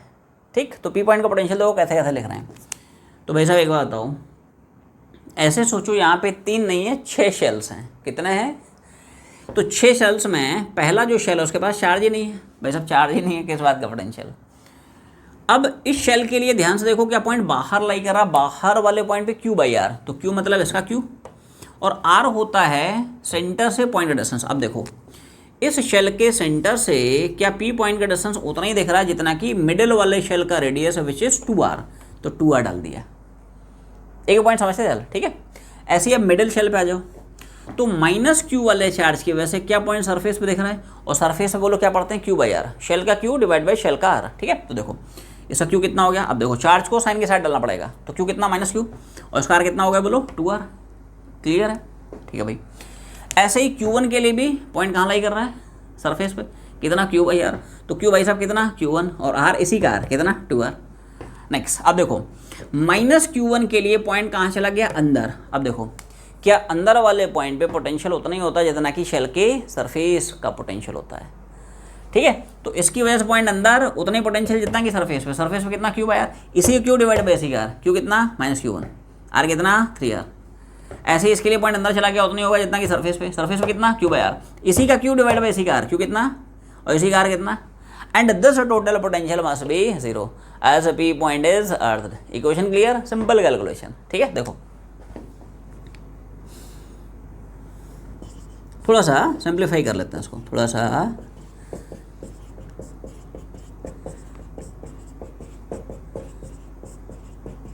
उसको खोल के लिख लिया, Q/2R minus Q/2R, Q1/2R minus Q1/3R, 2Q और Q1/3R। अब देखो कुछ कुछ उड़ते उड़ते देख रहा है। क्या Q/2R उड़ते उड़ते देख रहा है? क्या Q1 और Q1/3R उड़ते उड़ते देख रहा है? सिंपल कैलकुलेशन है। ठीक है, तो देखो यहाँ से बचेगा आपके पास Q1/2R, और ये बचा, इसको मैं उधर ले जा रहा हूँ। ये सुनो, इसको उधर ले गया ना, नेगेटिव हो जाएगा, माइनस 2Q/3R, और ये Q/2R। R निपटा दे, तो यहाँ से अपना साहब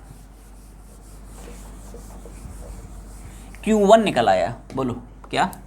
तो Q1 की वैल्यू साहब आ गई -4Q/3।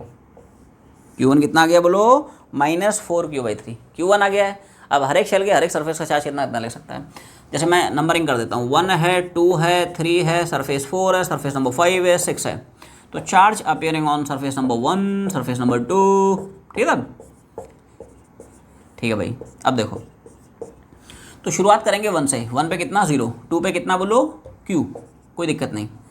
थर्ड पे कितना -q, अभी तक निकालने की कोई जरूरत ही नहीं पड़ी, अब 4 से जरूरत पड़ेगी। देख तो भाई साहब 4 पे कितना है q1, तो भाई साहब q1 कितना निकाले, ठीक है भाई। 5 पे, तो 5 पे कितना है बोलो -q1, तो -q1 मतलब लास्ट। 6 में कितना है 2q + q1, तो 2q + q1 तो ये आएगा 2q और q1 कितना है बोल -4q/3, मतलब कितना हो जाएगा, मतलब कितना हो जाएगा, तो ये होगा डिफरेंट डिफरेंशियल्स के डिफरेंट सरफेस पे फाइनल चार्जेस। आप छापें। तो अब हम लोग मूव करते हैं सवाल नंबर नेक्स्ट। तो सवाल नंबर 17 में उसने अपने को एक लाइन चार्ज रखा है। लाइन चार्ज बोले तो इन्फाइनिटली लॉन्ग वायर है, एक लॉन्ग वायर है, इन्फाइनिटली लॉन्ग वायर है, ठीक। तो देखो, और इसके पास एक छोटा सा उसने इलेक्ट्रिक डायपोल रख दिया है, whose dipole moment is along this direction, ठीक। क्या पूछ रहा है, कई सारे पार्ट्स हैं। आइडेंटिफाई द करेक्ट स्टेटमेंट कि डायपोल लाइन चार्ज की तरफ अट्रैक्टेड होगा, रिपल्ड अवे होगा, घूमेगा, क्या करेगा। तो बड़ा सिंपल सा अप्रोच है। जैसे उसने बोला कि साहब डायपोल मोमेंट इधर है, मतलब पक्की बात है। देखो क्या हम डायपोल है क्या भाई, और system consisting of equal and opposite charges placed at a very short distance, ठीक है। देखो यहाँ पे ध्यान से देखें, +q हो गया -q हो गया, ठीक, ठीक है भाई। और डायपोल की डायपोल मोमेंट किधर होगी, from negative to positive charge. Dipole का डायपोल मोमेंट कहाँ से कहाँ होगा, from negative to positive charge. Clear है। ऐसे समझें, this dipole is kept in the influence of electric field of this long wire. एक लॉन्ग वायर अपनी जो इलेक्ट्रिक फील्ड बनाता है, बोलो किधर बनाता है, along it's perpendicular bisector but away from the wire. तो इस वायर की वजह से इस रीजन में क्या इलेक्ट्रिक फील्ड इस डायरेक्शन की होगी, बट ध्यान रखें वो जो इलेक्ट्रिक फील्ड यूनिफॉर्म नहीं होगी, वेरिएबल होगी। एक लॉन्ग वायर से r डिस्टेंस है, बोलो इलेक्ट्रिक फील्ड डेंसिटी हम लोग क्या पढ़ते हैं, it is λ/2 πε0 into r। r मतलब distance of point from the wire. अब ध्यान से देखें, लॉन्ग वायर से इस चार्ज का डिस्टेंस डिफरेंट होगा, तो यहाँ पे इलेक्ट्रिक फील्ड अलग होगी। मैं मान लेता हूँ सब यहाँ पे E1 है, इस लॉन्ग वायर से इस पॉइंट चार्ज का ये जो डिस्टेंस है डिफरेंट होगा, r चेंज करेगा, इलेक्ट्रिक फील्ड चेंज करेगी। मान लेते हैं सब इलेक्ट्रिक फील्ड E2 है, जो भी इलेक्ट्रिक फील्ड है तो इधर ही, डायरेक्शन सेम है, मैग्नीट्यूड डिफरेंट डिफरेंट है, ठीक। अब देखो, जब भी तुम किसी पॉइंट चार्ज को इलेक्ट्रिक फील्ड में रखते हो, उस पर इलेक्ट्रोस्टैटिक फोर्स लगता है। तो क्या मैं बोल सकता हूँ, इस चार्ज पे इलेक्ट्रोस्टैटिक फोर्स लगेगा QE1 इधर, और इस पे सब लगेगा QE2, है ना, बोलते रहो। ये सुनो, जहाँ चार्ज बैठा वहाँ पे इलेक्ट्रिक फील्ड डेंसिटी देखो, जो चार्ज उसका मैग्नीट्यूड देखो, मल्टीप्लाई कर दो। डायरेक्शन क्या होगा, opposite direction of electric field, charges निकटो, इलेक्ट्रिक फील्ड इधर, फोर्स इधर लगेगा। ऐसे ही यहाँ पे जिधर इलेक्ट्रिक फील्ड उस डायरेक्शन में इलेक्ट्रिक फोर्स, ऐसे चार्जेस पॉजिटिव। क्लियर है, ये फंडा है। अब ध्यान देखना, तो यहाँ पे थोड़ा सा अगर आप ध्यान से देखें, तो क्या मैं बोलूँगा यार, ये जो QE1 वाला फोर्स है ये QE2 वाले फोर्स से ज़्यादा है। क्यों, ध्यान से देखें, क्या डिस्टेंस जितना कम रखोगे इलेक्ट्रिक फील्ड उतनी तोड़ू। तो भाई साहब इस लाइन चार्ज से इस चार्ज का डिस्टेंस कम है, इलेक्ट्रिक फील्ड ज़्यादा होगी। क्या बोला कि साहब E1 is greater than E2, तो क्या नेट फोर्स इस पूरे के पूरे डायपोल पे लगेगा, क्या पूरे के पूरे डायपोल पे एक नेट फोर्स एक्ट करेगा, whose magnitude is QE1 minus Q2, है ना, बोलते रहो। ये सुनो, QE1 और minus Q into E2। Clear है, और उसका डायरेक्शन क्या हो जाएगा, along the direction of E1 as QE1 is greater than QE2। तो क्या डायपोल को जैसे ही आप छोड़ेंगे, क्या this dipole is attracted towards this line charge. ये सुनो, हम पढ़ चुके हैं, जब भी एक सिस्टम को रेस्ट रिलीज करते हो, it always moves along the direction of force. ये देखो, सिस्टम को रेस्ट से छोड़ा तो जिधर भागेगा, किधर भागेगा, उस डायरेक्शन भागेगा जिस डायरेक्शन फोर्स लगेगा। ग्रेविटी नीचे लगी रही है, तो जिस डायरेक्शन फोर्स उस डायरेक्शन भाग जाएगा। ये फंडा है। क्लियर है, तो वही फंडा है, रेस्ट से छोड़ा तो किधर भागेगा, बोलो along the direction of force. तो हम बोलेंगे कि साहब जो डायपोल है it is attracted by this line charge, मतलब जैसे ही छोड़ोगे वो लाइन चार्ज की तरफ भाग जाएगा।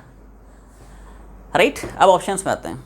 ऑप्शन ए में आ जाए, the dipole is attracted towards line charge, right हो जाएगा। ऑप्शन बी में आ जा, dipole is rippled away, nonsense है। ऑप्शन सी में आ जा, dipole does not experience a force, सवाल ही नहीं है फोर्स लग रहा है। ऑप्शन डी में आ जा, dipole experiences a force as well as torque. अब देखो टॉर्क भी देख लेते हैं। देखो हमेशा ध्यान रखें, the cause of translation motion is force. Body पे फोर्स लगाएगा तो ट्रांसलेट करेगा, और टॉर्क लगाएगा तो रोटेट करेगा। तो रोटेट तब करेगा जब टॉर्क लगेगा। देखते हैं टॉर्क लग रहा है नहीं लग रहा है, देख। तो भाई साहब टाउ क्या होता है, पी साइन थीटा, ये सुनो।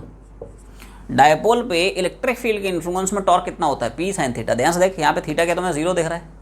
Theta is always angle between vector P and vector E. क्या यहाँ पे जीरो दिख रहा है, तो देख जिस डायरेक्शन में इलेक्ट्रिक फील्ड क्या उसी डायरेक्शन में डायपोल मोमेंट है। तो क्या थीटा जीरो हो गया, और भाई साहब थीटा जीरो तो क्या टॉर्क भी जीरो हो गया, साइन जीरो जीरो होता है ना रे। मतलब रिजल्ट ये आया कि डायपोल को छोड़ेगा तो डायपोल सिर्फ ट्रांसलेट करेगा, रोटेट नहीं करेगा, टॉर्क है ही नहीं। इसलिए करेक्ट ऑप्शन क्या होगा, इट इज ए। तो अब हम लोग पहुंचते हैं सवाल नंबर 18 में। सवाल नंबर 18 में साहब बोलता है, एक अपने पास अब लाइन चार्ज है, ठीक। मान ले एक रॉड है, ठीक है। रॉड का साहब लीनियर चार्ज डेंसिटी के बिना रॉड का लेंथ अपने को उसने दे रखा है, ठीक। मान ले ए है, और एक उसने इमेजिनरी क्यूब डाला। मान ले एक इमेजिनरी क्यूब है, its side is same as length of this rod, ठीक। And this rod is moving with a uniform with a constant speed, एक कांस्टेंट वेलोसिटी से जा रही है, ठीक। और रॉड एंट्री करना शुरू करती है इनसाइड दिस इमेजिनरी क्यूब। सवाल पे आते हैं, क्या है t बराबर 0 पे रॉड का जो राइट एंड है जस्ट इस इमेजिनरी क्यूब के सरफेस को टच करता है। पूछ रहा है plot a graph of electric flux passing through this imaginary cube versus side. बोले तो they are asking phi t graph. क्या बोला उसने, phi t flux versus time graph. ये जो इमेजिनरी क्यूबिकल सरफेस है, इससे लिंकेज जो फ्लक्स है वो समय के हिसाब से किस तरह से वेरी करेगा। It's very interesting, very amazing problem, ठीक है। तो 2 लाइन का सवाल है, ठीक है। तो पहला केस हम लोग डील कर रहे हैं जब ये जो रॉड है वो एंट्री कर रही है। तो मैं जनरल टाइम पे मान लेता हूं सर। क्या बोला, लेट्स से जनरल टाइम पे रॉड का मान ले एक्स लेंथ एंट्री कर चुका है, ठीक। t बराबर 0 पे यहां से एंट्री करना शुरू किया था, और लेट्स से t टाइम में कुछ x घुस गया अंदर, ठीक। अब देखो ये जो लेंथ आया, क्या इसी की वजह से तो इस इमेजिनरी क्यूबिकल सरफेस से लिंकेज फ्लक्स एग्जिस्ट करेगा। भाई साहब फ्लक्स क्या होता है, total flux linkage through a close surface, total charge enclose in the surface divide by epsilon naught. तो चार्ज आएगा तभी तो फ्लक्स आएगा। गॉस बाबा को याद करो, बोलो गॉस बाबा की, ठीक है। तो देख ऐसा है, टोटल फ्लक्स होगा Q इन अपॉन एप्सिलॉन नॉट। तो जनरल टाइम पे, क्या जनरल टाइम पे ये जो x लेंथ है इसको हम निकाल सकते हैं यूजिंग दिस। भाई साहब हाँ ना बोलते रहो, आवाज नहीं आई। ये सुनो, जब तक speed constant, rod constant speed से जा रहा है ना, तो डिस्टेंस बराबर स्पीड टाइम। तो क्या मैं x लिखेगा, x समझ में आ गया। डिस्टेंस हो गया x, स्पीड हो गया v, हाँ ना बोलते रहो, और टाइम कितना हो गया t। तो t टाइम में कितना डिस्टेंस चलेगा वो निकला है, ठीक है। अब देखो जब तुमने x निकाल लिया तो क्या इतने पोर्शन ऑफ द रॉड का तुम चार्ज नहीं निकाल सकते हो। भाई साहब चार्ज डेंसिटी क्या होती है, हाँ ना बोलते रहो। रॉड का लीनियर चार्ज डेंसिटी क्या होगी, चार्ज पर यूनिट लेंथ। तो क्या यहां से तुम रॉड के x लेंथ का चार्ज ऐसे लिख सकते हो, हाँ ना बोलते रहो। ये सुनो, लैम्डा बराबर क्या है, चार्ज पर यूनिट लेंथ। तो रॉड के x लेंथ पे कितना चार्ज होगा, चार्ज बराबर लैम्डा इंटू एक्स। और क्या x हम लोग निकाल चुके हैं। तो क्या हमने भाई साहब Q इनक्लोज निकाल लिया है, हाँ ना बोलते रहो।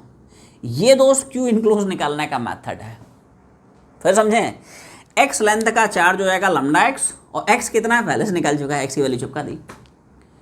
तो इस क्यूबिकल सरफेस में कितना चार्ज इनक्लोज है, भाई साहब रॉड के इतने लेंथ का जो चार्ज है यही तो चार्ज इनक्लोज होगा inside this imaginary close surface.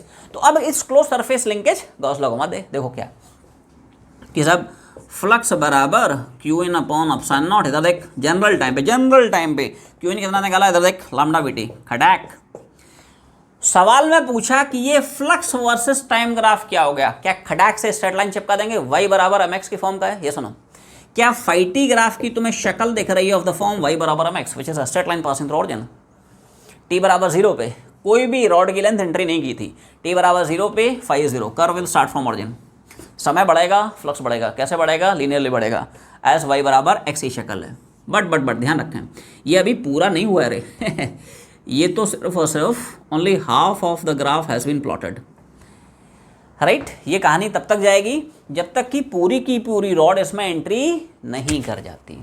ये एक पार्ट है, पहले इसको छापें, सेकंड पार्ट पे आते हैं। अब हम सेकंड पार्ट पे आते हैं। देखो क्या हो रहा था यहाँ पे, थोड़ा सा एनालाइज करना यार तुम लोग, ठीक है। तो देख यहाँ पे दोस्त क्या हुआ था कि जितना क्यूब का साइड है क्या उतना ही रॉड का लेंथ है। तो इनिशियली इसने एंट्री करना शुरू किया। एक टाइम ऐसा आएगा जब रॉड पूरा का पूरा कंप्लीटली इंसर्ट हो जाएगा। क्या that is the instant when flux linkage through this cube is max, पूरा का पूरा जो रॉड का चार्ज इसके अंदर इनक्लोज हो जाएगा। तो वो टाइम ये है, वो टाइम हम लोग कोऑर्डिनेट शो करा देंगे, डोंट वरी, ठीक है। अभी समझे ध्यान से। अब उसके बाद सेकंड केस में क्या होगा, ये ले पूरा अंदर घुस गया, अब इसने बाहर निकलना शुरू किया, ठीक। तो मैं अब फिर से देखो, जब यहां से उसने बाहर निकलना शुरू किया, वहां से जो टाइम है वो t बराबर 0 से बढ़ना शुरू करेगा। ध्यान सुनना, जैसे यार मान ले मैंने बोला कि सब t टाइम में x लेंथ अब इसका बाहर आया है, सेकंड केस हो गया ना, क्योंकि देखो जब तक अंदर आएगा तब तक यार फ्लक्स बढ़ रहा है। अब सोच के बता, क्या जैसे जैसे ये बाहर जाएगा फ्लक्स घटेगा, और जब पूरा बाहर निकल जाएगा क्या फ्लक्स 0 हो जाएगा? ये सुनो, ये फंडा हो रहा है। तो ये तो मैंने कहानी खींची जब तक रॉड एंट्री कर रहा है, एंट्री हो चुका है, फ्लक्स मैक्स हो चुका है। अब देखो, अब यहां से मैंने t बराबर 0 से फिर से पिक्चर शुरू करना शुरू किया है। इधर देखो t बराबर 0 से टाइम बढ़ना शुरू कर रहा है, ठीक। तो मैंने मान लिया था t टाइम में फिर से रॉड का x लेंथ बाहर निकला, ठीक।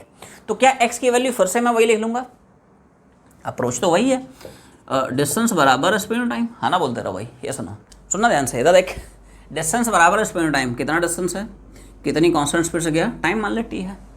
अब यहां से टाइम t बराबर 0 से बढ़ना शुरू हो रहा है, ठीक। तो देखो अब ध्यान से देखो, जितना रॉड का पोर्शन बचा हुआ है, क्या इसी लेंथ के करस्पॉन्डिंग जो चार्ज होगा, क्या that will be charge enclose inside this imaginary cube. तो देखो इसको कैसे निकालते हैं, अप्रोच बिल्कुल सेम है, सिमिलर अप्रोच है, थोड़ा सा बस फील करें, ठीक है। तो देखो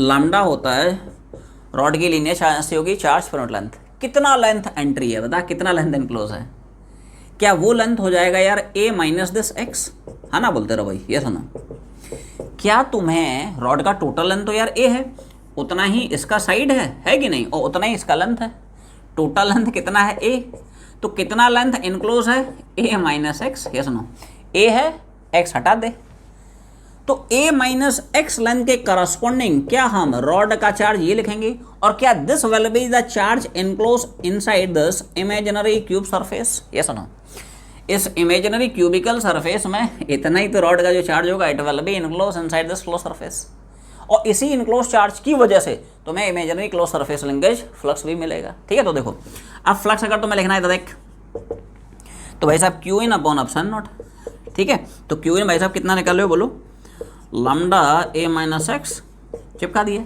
और x क्या हम लोग पहले ही निकाल चुके हैं, बोल कितना vt, ठीक है भाई। तो 5 हो गया lambda upon epsilon not a minus x, ये vt डाल दे।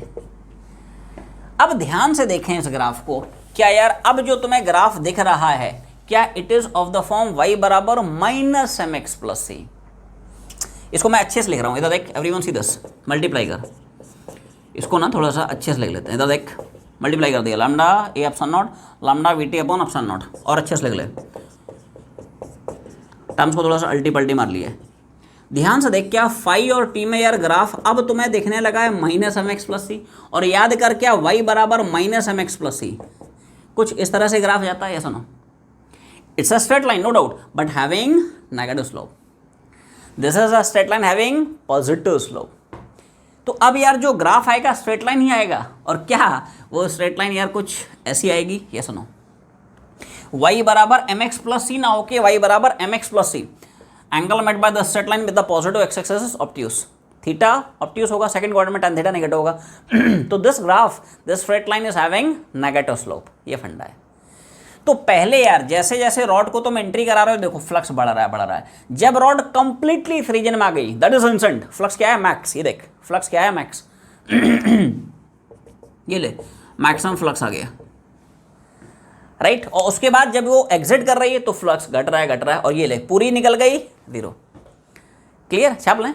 टाइम इंटरवल्स भी तो मैं समझा देता हूँ। फ्लक्स की मैक्सिमम वैल्यू कैसे निकाल सकते हैं, ये कोऑर्डिनेट कैसे निकालना है, ये कोऑर्डिनेट कैसे निकालना है, ये कोऑर्डिनेट कैसे निकालें, पहले तो ना छापें इन कोऑर्डिनेट्स को कैसे ऐसा निकाल सकते हैं। पहले तुम लोगों को मैक्सिमम फ्लक्स निकालना सिखा देता हूँ। तो यार मैक्सिमम फ्लक्स इधर देखो कितना होगा, तो भाई फाई होगा Q in upon epsilon not. अब क्यू इन क्या इस रॉड का टोटल चार्ज हो जाएगा, जब रॉड कंप्लीटली इनसाइड हो जाएगा, inside this imaginary cube, that is the instant maximum charge will be enclose. अब वो मैक्सिमम चार्ज कितना होगा, रॉड का टोटल चार्ज। रॉड का टोटल चार्ज कैसे निकालेगा, तो भाई साहब उसके लिए लीनियर चार्ज हमें पता है तो लैम्डा बराबर क्यू अपॉन लेंथ। अब लेंथ क्या डालेगा, क्या पूरी की पूरी रॉड का टोटल लेंथ ए हो जाएगा। सुनो, जितना रॉड का लेंथ है उतना ही क्यूब का साइड है कि नहीं। तो सब टोटल का टोटल रॉड की लेंथ का जो चार्ज आएगा क्या लैम्डा इंटू ए आ जाएगा, और क्या जो भी रॉड का चार्ज होगा that will be charge enclose inside this imaginary cube. तो क्यू इन की वैल्यू क्या डालोगे बोलो, lambda a and divide by epsilon naught. तो this is the value of maximum flux. अगर तुमसे ये कोई कोऑर्डिनेट पूछता है तो भाई सब बोलो क्या डालोगे, ये है एक्चुअली में मैक्सिमम फ्लक्स। अच्छा, किस टाइम पे ये फ्लक्स मैक्सिमम होगा, तो यार टाइम तो डायरेक्टली निकाल लोगे। इधर देखो रॉड ना भाई साहब यहाँ से एंट्री करना शुरू किया था, इधर देख कितना टाइम के बाद रॉड पूरा का पूरा इंसर्ट हो जाएगा। तो रॉड यहाँ से यहाँ तक कितना लेंथ चला है भाई साहब, यही तो चला है, और कितनी साहब कांस्टेंट स्पीड से चला है, तो टाइम नहीं निकाल सकता है, डिस्टेंस अपॉन स्पीड। ध्यान से सोच के बताओ, क्या ये जो टाइम का कोऑर्डिनेट है क्या ये आपको a बाई वी दिख रहा है, या सुनो रॉड को यहाँ से यहाँ तक जाने में रॉड का सिर्फ इस पॉइंट पे कॉन्सेंट्रेट कर, तो ये पॉइंट यहाँ से यहाँ तक कितना डिस्टेंस चला ए, और कितनी कांस्टेंट स्पीड चला, तो टाइम कितना हो गया। ऐसे ही सोचो वो टाइम बताओ जहाँ पे फ्लक्स की वैल्यू 0 हो जाए, मतलब क्या हमें वो टाइम पूछ रहा है जब ये रॉड कंप्लीटली बाहर हो जाए, ये सुनो। तो इसी पॉइंट को सोचे, देख ये पॉइंट जो है यहाँ से यहाँ तक आया तो पूरा अंदर हो गया, फिर यहाँ से ए और चला दो, जितना रॉड का लेंथ है उतनी तो क्यूब का साइड भी है। तो ध्यान से देखें, रॉड का ये पॉइंट यहाँ से पूरा यहाँ तक कितना टाइम बाद कंप्लीटली बाहर निकल जाएगा फ्रॉम दिस क्यूब, ठीक है। तो देखो टाइम क्या हम फिर से लिखेंगे, डिस्टेंस अपॉन स्पीड। ये सुनो, रॉड के इस पॉइंट ने कितना चला बोलो, ए और प्लस ए, पूरा बाहर आ गया ना रे 2a, और स्पीड कितनी है, तो ध्यान सोच के बताओ क्या ये जो कोऑर्डिनेट है ट्वाइस अपॉन वी। हाँ, ये छोटा सवाल है। तो जैसे जैसे रॉड जो है आगे बढ़ेगा, इनिशियली फ्लक्स बढ़ा, मैक्स हुआ, फिर घटा, निकल गया, 0 हो गया। ये देखो छापना। सो आज की जर्नी हम लोग यहीं पे वाइंड अप करते हैं, इसको कंटिन्यू करेंगे इन द नेक्स्ट क्लास। तब तक पढ़ाई करते रहें। All the very best, goodbye and God bless you all. Thank you.